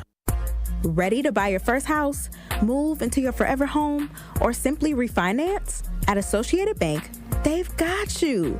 With the right lending plan and guidance, you can achieve your dreams. Your financial goals are closer than you think, and Associated Bank is excited to help you reach them. Learn more at associatedbank.com/lending or ask a banker for details. Subject to credit approval, member FDIC, equal housing lender. Milwaukee Public Schools are getting ready to welcome students back to their classrooms for the 2025-26 school year. The first day of class for Milwaukee Public Schools is Tuesday, September 2nd, 2025 for all students. If you haven't enrolled your child yet, now is the time. Go to mpsmke.com/enroll MPS or please visit the Department of Student Services between 8 a.m. and 5 p.m. Monday through Friday. They will assist you with the enrollment process and meet any educational need you have. They look forward to seeing you and thank you for choosing MPS. Bikers need protection, not just from other drivers, but unfortunately from insurance companies too. We've been fighting for injured bikers and their families for more than 30 years. Call Gruber Law Offices today. One call, that's all. When you're high, you feel different. Pretty obvious, right? You think different, talk different, but if you feel different, you drive different. So if you're high, just don't drive. Brought to you by NHTSA and the Ad Council. You are listening to The Truth with Sherwin Hughes on 1017 The Truth, The Truth app, and 1017thetruth.com.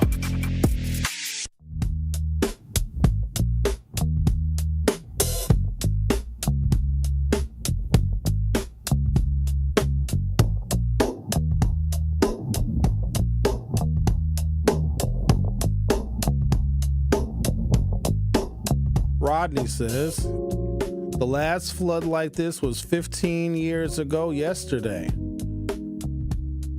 15 yesterday and 15 days ago. 2010. All right.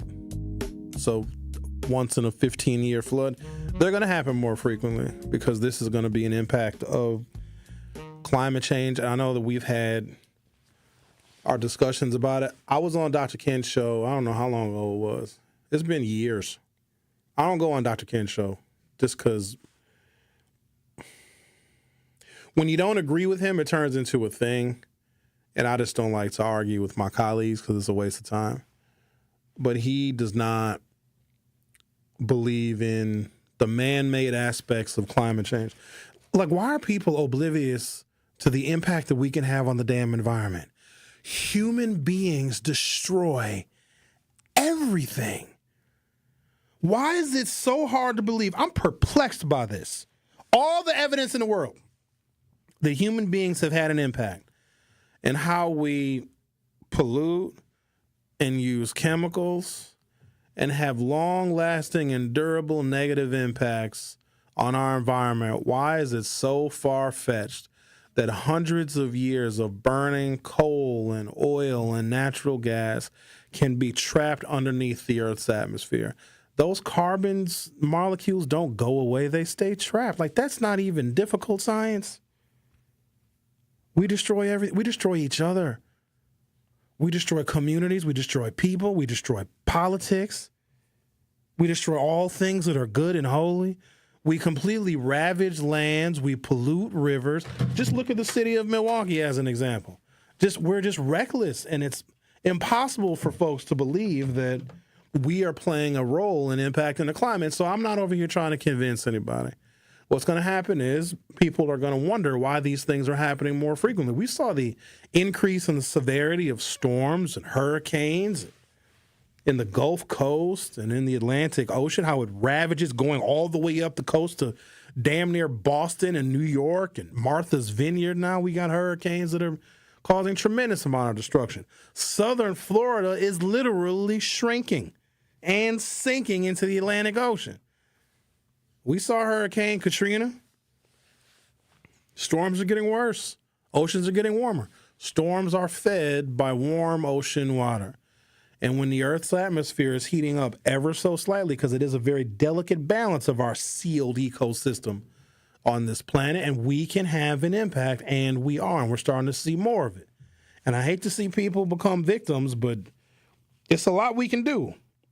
And there was tax credits to businesses that wanted to use more green forms of energy, and Donald Trump comes in and just takes them all away. So I'm only going to argue so much with people. Eventually, a hard head makes a very soft ass.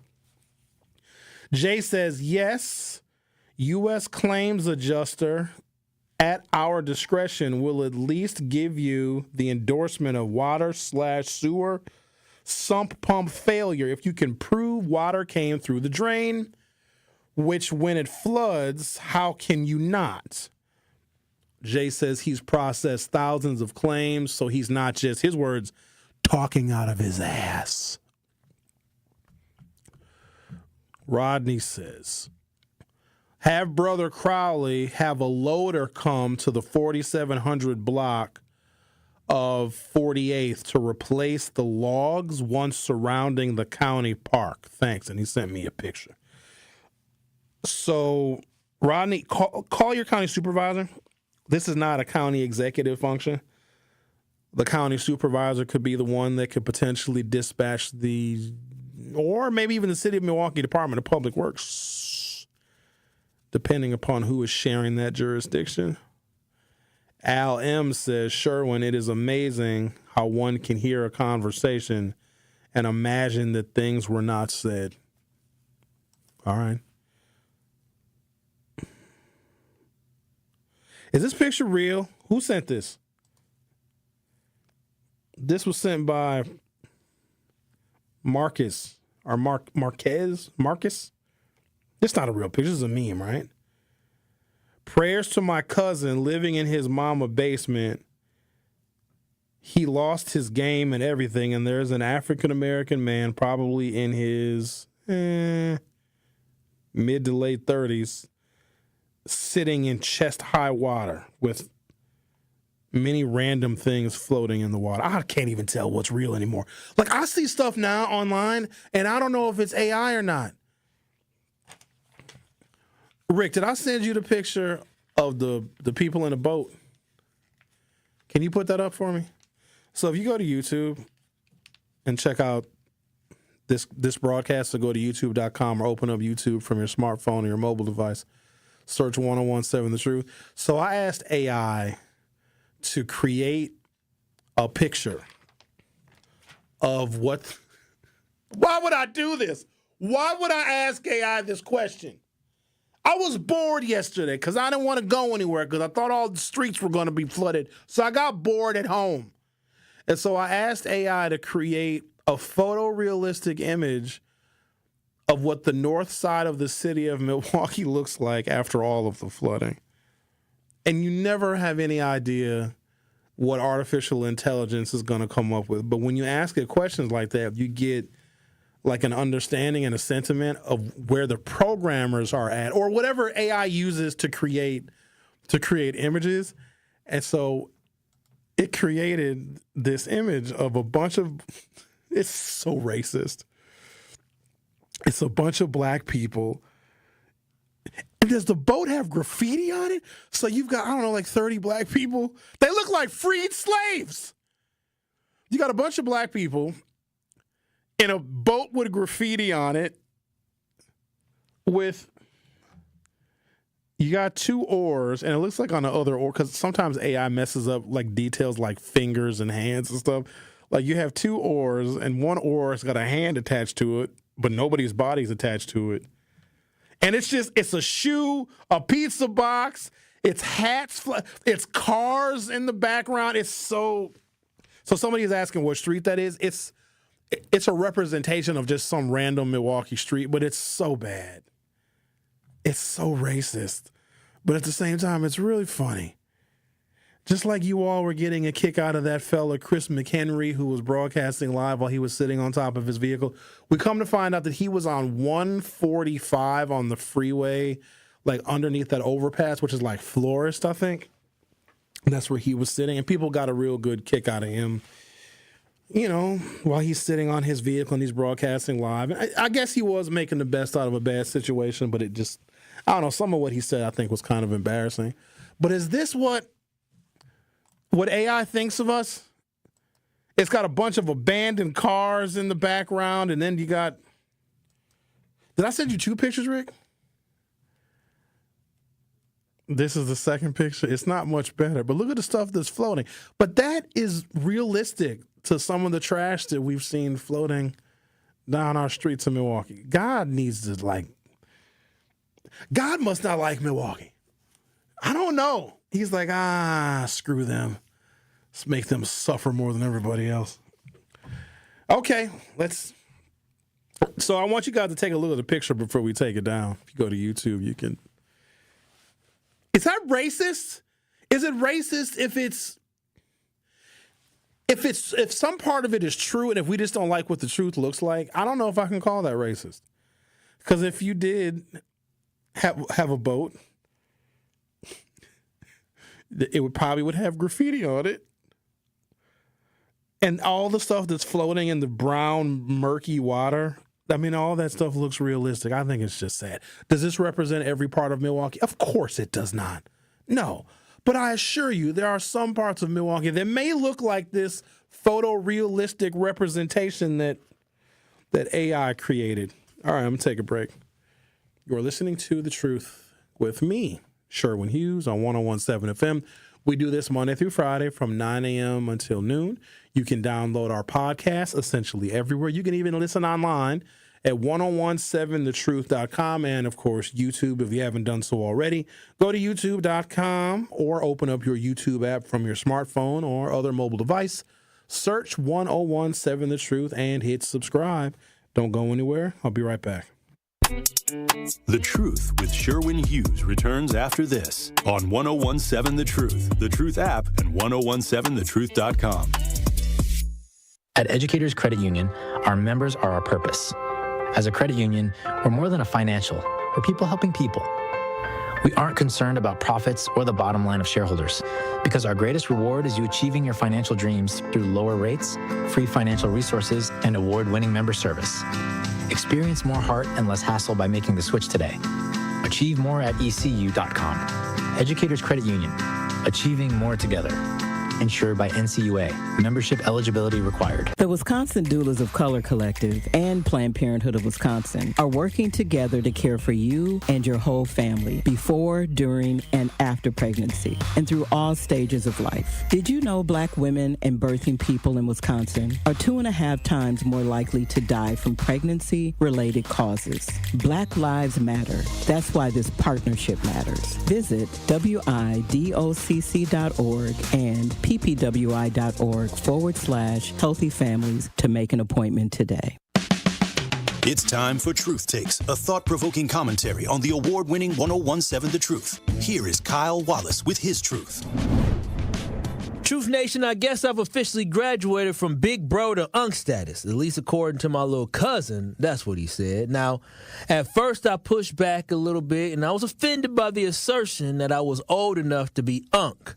But after a little thought, y'all, I actually embraced the label of being unk and the responsibility which comes with being quote-unquote unk. See, as unk, I think it's my duty to look out for and support the youth and young cats coming up after me. Embrace the role as being a mentor and role model and aim to protect our kids at all costs. With the news cycle always seemingly being negative towards the youth, we need to take it back upon ourselves to change the narrative and uplift our youth. Our kids are so much more than fights, stolen cars, Kia boys, or acting a fool in public. We can't allow a small population of children to depict who our kids really are in the city of Milwaukee. You have to resist the urge to want to bash our kids and be so quick to pass judgment or disparage the youth. And we gotta stop acting as if we were not once in their shoes, making poor decisions, having regrets. I know we have all been there. Now, regardless of how funny it may sound to say YN, don't label our kids that. That is far from a term of endearment, and we have to remember you become what people call you. If someone calls you dumb over and over and over again, you may start believing that you are dumb, and you may start having self-doubt in oneself. Don't put that type of self-hating energy on our youth, Milwaukee. We need to call them YKs and YQs for young kings and young queens, even when they might frustrate you. Remember, they are still only kids. With the summer being here, there is no better time to encourage them to aspire to be great. Give them positive reinforcement. Give them positive affirmation until we get it through their minds on who they really are and what they can become. An unstoppable force of greatness. Listen to Truth to Power with Kyle Wallace weekdays from noon to 1 p.m.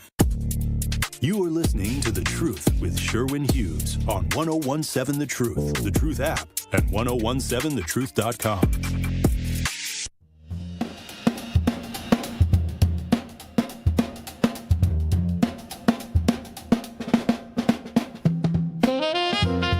Today's music has been brought to you by Blue Mist. my artificial intelligence created album. This thing should be going platinum by now. Last time I checked, I had 3,000 downloads of this album. Look at that. Look at me. Look at God. All right. Somebody asked a question. Josh found it interesting that it flooded on the northwest side, but not on the southeast side. Oh, yes, the hell it did. A friend of mine was down at the Wiggle Room. It's a little spot on KK, a little duck-off spot that some of us of our generation that like good music and hip-hop go to. KK was like a river, and yes, there was some flooding. I think the KK River, the Menominee River, which runs through the south side, I would call Potawatomi and Canal Street, I'd call that the southeast side. Potawatomi was a damn river. That road that's right in front of the parking structure that must be just north of the parking structure. All of that stuff was flooded. But also, you got to keep in mind, the northwest side of the city of Milwaukee, a lot of it is in the Menominee River Parkway Valley, where when the Menominee River floods its banks, there's a lot of real estate over there. So it is the proximity to other waterways, but then as you move further south from the northwest side to like the traditional near north side of the city of Milwaukee, you're dealing with a lot of sewer grates that were clogged with trash. That one is more disappointing because that's actually preventable. And here's what's crazy. Of all the public service announcements that we've done, we cannot, in my opinion, dramatically reduce the amount of litter that we see in the city of Milwaukee. We can't. We cannot. We've complained about it. They've even flirted with having $500 fines for littering. It just doesn't matter. Could you imagine where there were no neighborhood cleanups because we didn't need it? Like, they're huge events every spring. And it's not just our colleague Tori Lowe. Alderpersons sponsor them. There's a whole organization. Can you believe this, y'all? There's a whole nonprofit organization called Keep Greater Milwaukee Beautiful. They basically are the neighborhood cleanup organization. There's a nonprofit that gets money, that gets literal grant funding to pick up garbage around the city. Now, I'm sure they probably do stuff like plant flowers and stuff, but they have one of the largest neighborhood city of Milwaukee cleanups, and I don't know what their budget is, but imagine if we could invest that money into other things. We have to spend money on just menial things. And every year when we talk about the neighborhood cleanups, because when the spring is approaching, because people, they throw stuff in the snowbanks and they think, oh, well, it'll disappear. It won't be there anymore. And I think we also have that same attitude about our like emissions from our tailpipes and our coal-fired plants and everything else, that, oh, if we just release this exhaust and these fumes and these chemicals into the air, they just disappear. If I throw this blunt wrapper into the snow, it will magically be gone when the snow melts. That is not the case. And when I saw Montreal, Kane, and others, a real simple action, real easy, just removing disgusting garbage and debris, all of which should have been thrown in a proper trash receptacle. Relieve streets that were 3 and 4 feet underwater just because there was garbage in the streets. It's so astonishing to me. And I hate to make the comparison, but I think it's necessary. There are communities that you can go to outside of the city of Milwaukee, and I'm not going to say it's all renters. People want to give renters a bad rap. You can go to other parts of Milwaukee County in neighborhoods where it's a majority of renters there too. It's a majority of poor renters. It's a majority of Section 8 renters. And I'm talking about away from the city of Milwaukee, still in Milwaukee County, but away from the city. Ain't no garbage anywhere. And when we have these conversations, because I get disgusted by it, and here's one thing that I'm not going to do, and all my colleagues here at 1017 Truth and at Good Karma Brands, they know that. Don't invite me to a neighborhood cleanup. I ain't going. If you think for a second that I'm going to spend my precious weekend picking up garbage behind other grown folks that have 2 hands and 2 arms, can pick that garbage up themselves, ain't no way. Ain't no way. That is a basic minimum responsibility, especially for all you God-fearing folks. Don't they say the cleanliness is next to the godliness? Don't they say that? I just don't understand why we want to live in squalor. Conditions are bad enough. Our relationship with the police are bad enough. Some of you may say that our elected officials ain't doing right by us. The Democrats have forgotten us and the Republicans ignore us. But damn, man, we can't pick up garbage. We sometimes live in neighborhoods that nobody wants to go to, drive through, invest in. They don't want to hire people from those neighborhoods. And appearance is everything. And I know that because when some of y'all leave a house, you look as sharp as a tack. Or as my dearly beloved and departed Keon used to say, boy, you look sharp as a Skeeter's Peter. That must be really sharp. I don't get it. And now we can see the property damage and the environmental damage that our littering can cause. That's just, what do we need to do, right? Look at all the money we spent on reckless driving. I'm not really happy about that either because that was something that could have been wholly prevented. We spent just under $75 million making these quote-unquote traffic improvements to stop people from driving recklessly when all they have to do in the first place is realize that when you're driving a motor vehicle, that is a privilege. You are driving a 4,000-pound missile that you need to use a heavy amount of responsibility to be able to operate.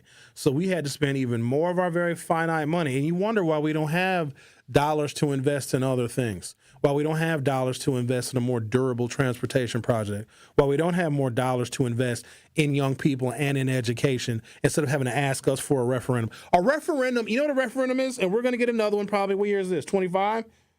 Before the presidential election of 2028, MPS is going to ask for another several $100 million.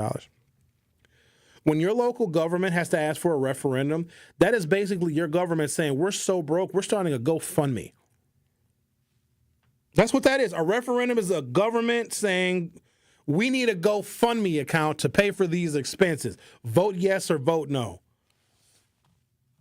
That's what it is. And it's very, very frustrating because year in and year out, we had the same conversations. We hear the exact same complaints.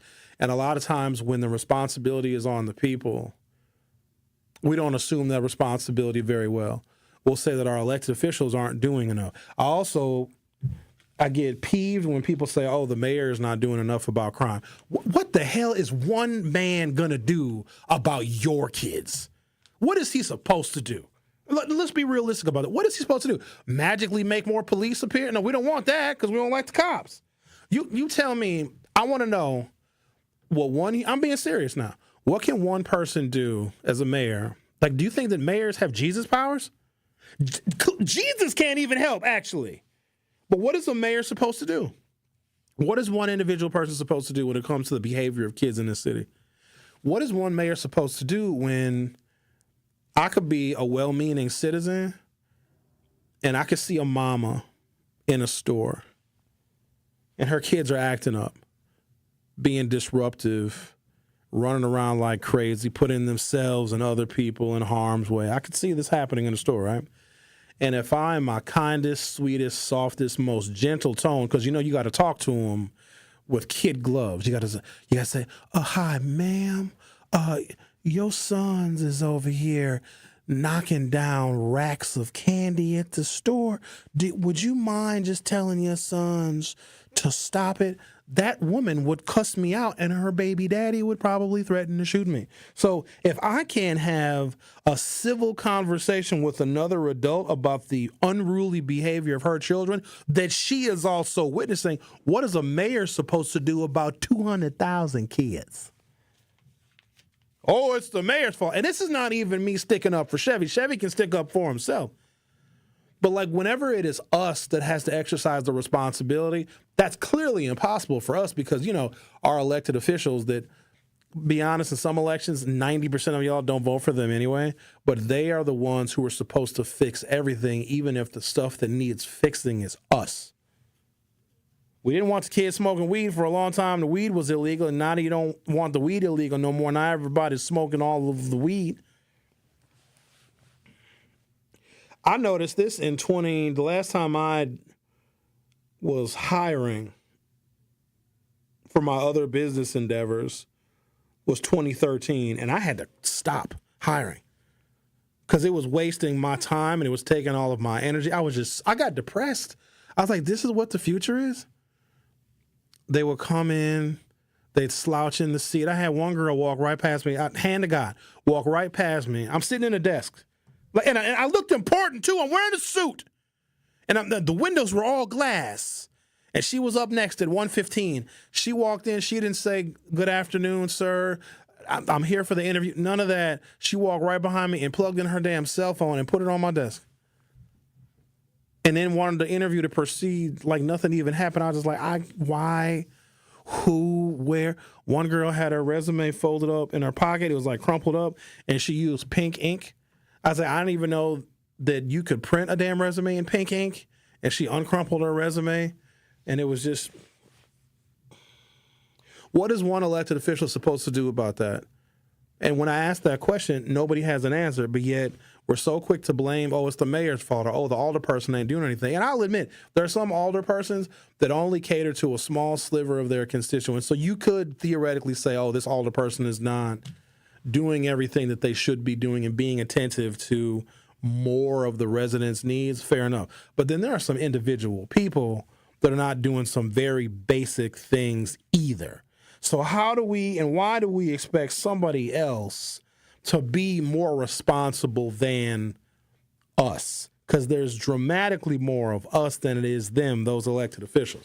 They're supposed to create the budgets that fund the things that we prioritize. But if nobody shows up at those budget hearings and at those town halls, then those elected officials are going to decide amongst themselves what direction they want the city and the city's funding to go in. And if that direction goes counter and contrary to the people, you can't even blame them, because here's what's going to happen. They got to make a decision about the money. Either they do it with our input or they don't.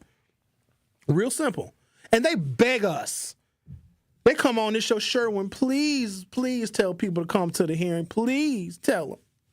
We need their input. We don't know what to do with this money. They're also afraid that when a bunch of elected officials get together and they make the wrong decisions about what to fund, and if the public ultimately disagrees with where our money is going, then you're not going to reelect them. And here's what's crazy. They're asking you to tell them where to spend your damn money, and we don't show up. Well, I'm going to tell you what. You put some money in front of me. I'm like, here you go, Sherwin. Here's my wallet. Here, take it. Take all of it.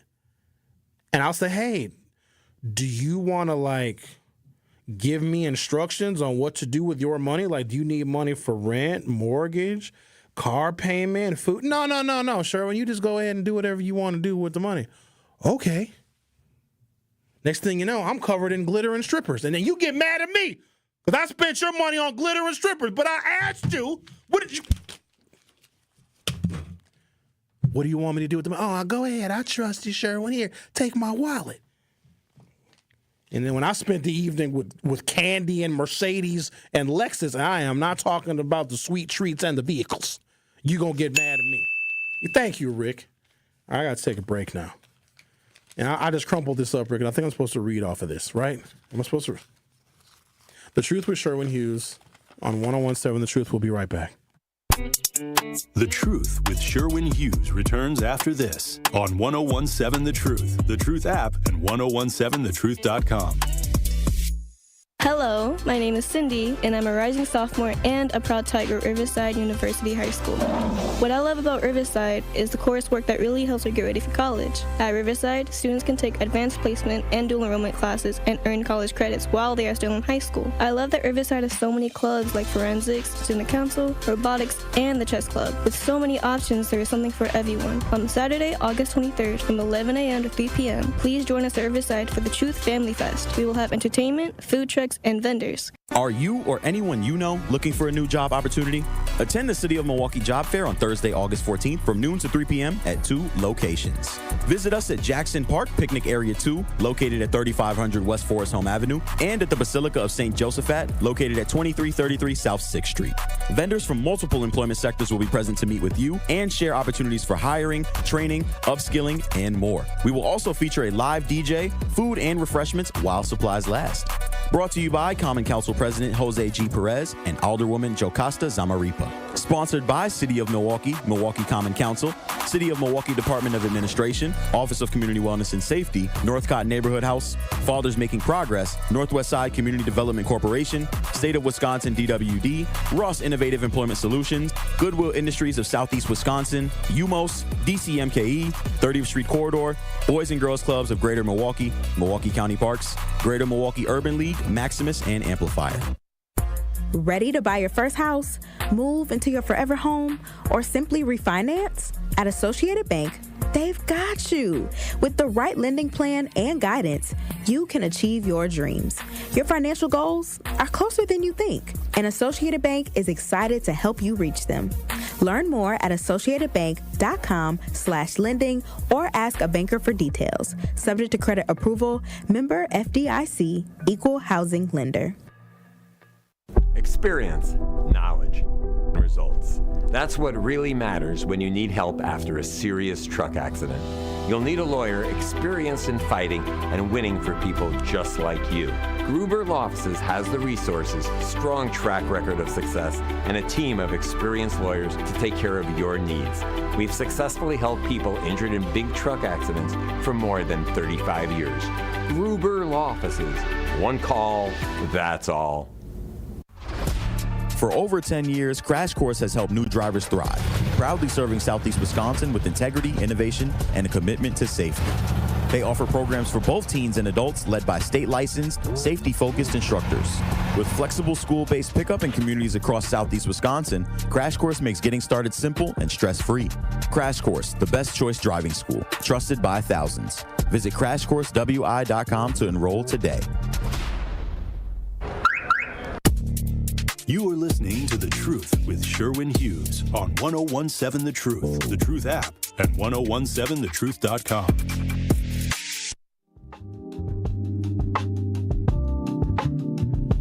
Please join us at our third annual Truth Family Fest on Saturday, August 23rd, from 11 a.m. until 3 p.m. at Riverside High School. Admission to Truth Family Fest, of course, it's free, and it's a great place to have fun while celebrating with family and the friends. There's also going to be amazing food, great music, and the opportunity to win some big prizes that include backpacks for the kids. Benjamin, you performing at Truth Family Fest, dog? Why would you not be? I want to hear some hits from the album now. You should be performing. I'm putting you on the spot. I just might go ahead and give them a little something come Family Fest. You know, I did it on the first one. I might as well bring it on the third one, too. And you got new music out, too. I want you to promote your music, man. That's very true. Let me be. Your boy Benjamin. It's amazing. To be honest with you, I'm promoting my music. So make sure you save the date for our third annual Truth Family Fest on Saturday, August 23rd from 11 until 3 at Riverside. Truth Family Fest is presented by Crash Course Driver's Education, U.S. Cellular, the Milwaukee Area Technical College, Landmark Credit Union, U.S. Bank, Milwaukee Public Schools, Gruber Law Offices, BMO, Big Frog, Educators Credit Union, and Riverside University High School. So we're being sponsored by everybody. I should say, and everybody else and their mama. What did we learn today? We learned that Linda let a 27-year-old woman and her 5 kids, 2 of whom are autistic, move into her house because Linda felt bad for them. Linda's blood pressure is up, too, so there's that as well. A lot of you are dealing with water damage from the historic floods. I hope that this is an opportunity once everybody gets back to normal, and I hope we get back to normal sooner than later. I hope all of the water recedes. Is that the word I'm looking for? Recedes, and you can salvage some of your materials.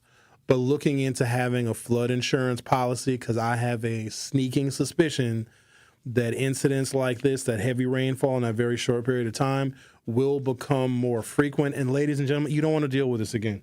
Some of you lost your vehicles. Your vehicles are totaled. They become hydro-locked. You have a vehicle that does not run, that does not start. You might even still have a payment on that vehicle. And some of you don't have insurance on that vehicle. You're going to learn the hard way as well. But considering having, or at least talk to an insurance agent about getting coverage, because you don't want to deal with this again. I know you don't. When I was renting, renter's insurance was really, really cheap. It was $15 a month, and I gladly paid for it. Even though I didn't even really have a lot of stuff, I still paid for renter's insurance. The policies now, they're a lot more expensive, but having that peace of mind, I think it's worth it. But a reason why we are underinsured as African Americans, we are the most underinsured when it comes to our property more than anybody else because we spend a higher share of our income on our mortgages and on our rents and our leases, which leaves less money for things like insurance. But I think prioritizing being reimbursed when you suffer catastrophic losses could potentially be worth it. Since early 2025, the White House's Department of Government Efficiency, or DOGE, and related administrative actions have pushed substantial staffing cuts, freezes, and program-level reductions at FEMA. And with the Department of, it must be Human Services grant programs, because DHS is Department of Homeland Security and Department of Human Services, so it must be Department of Human Services. Those grant programs, and Congress is also moving toward tighter disaster appropriations.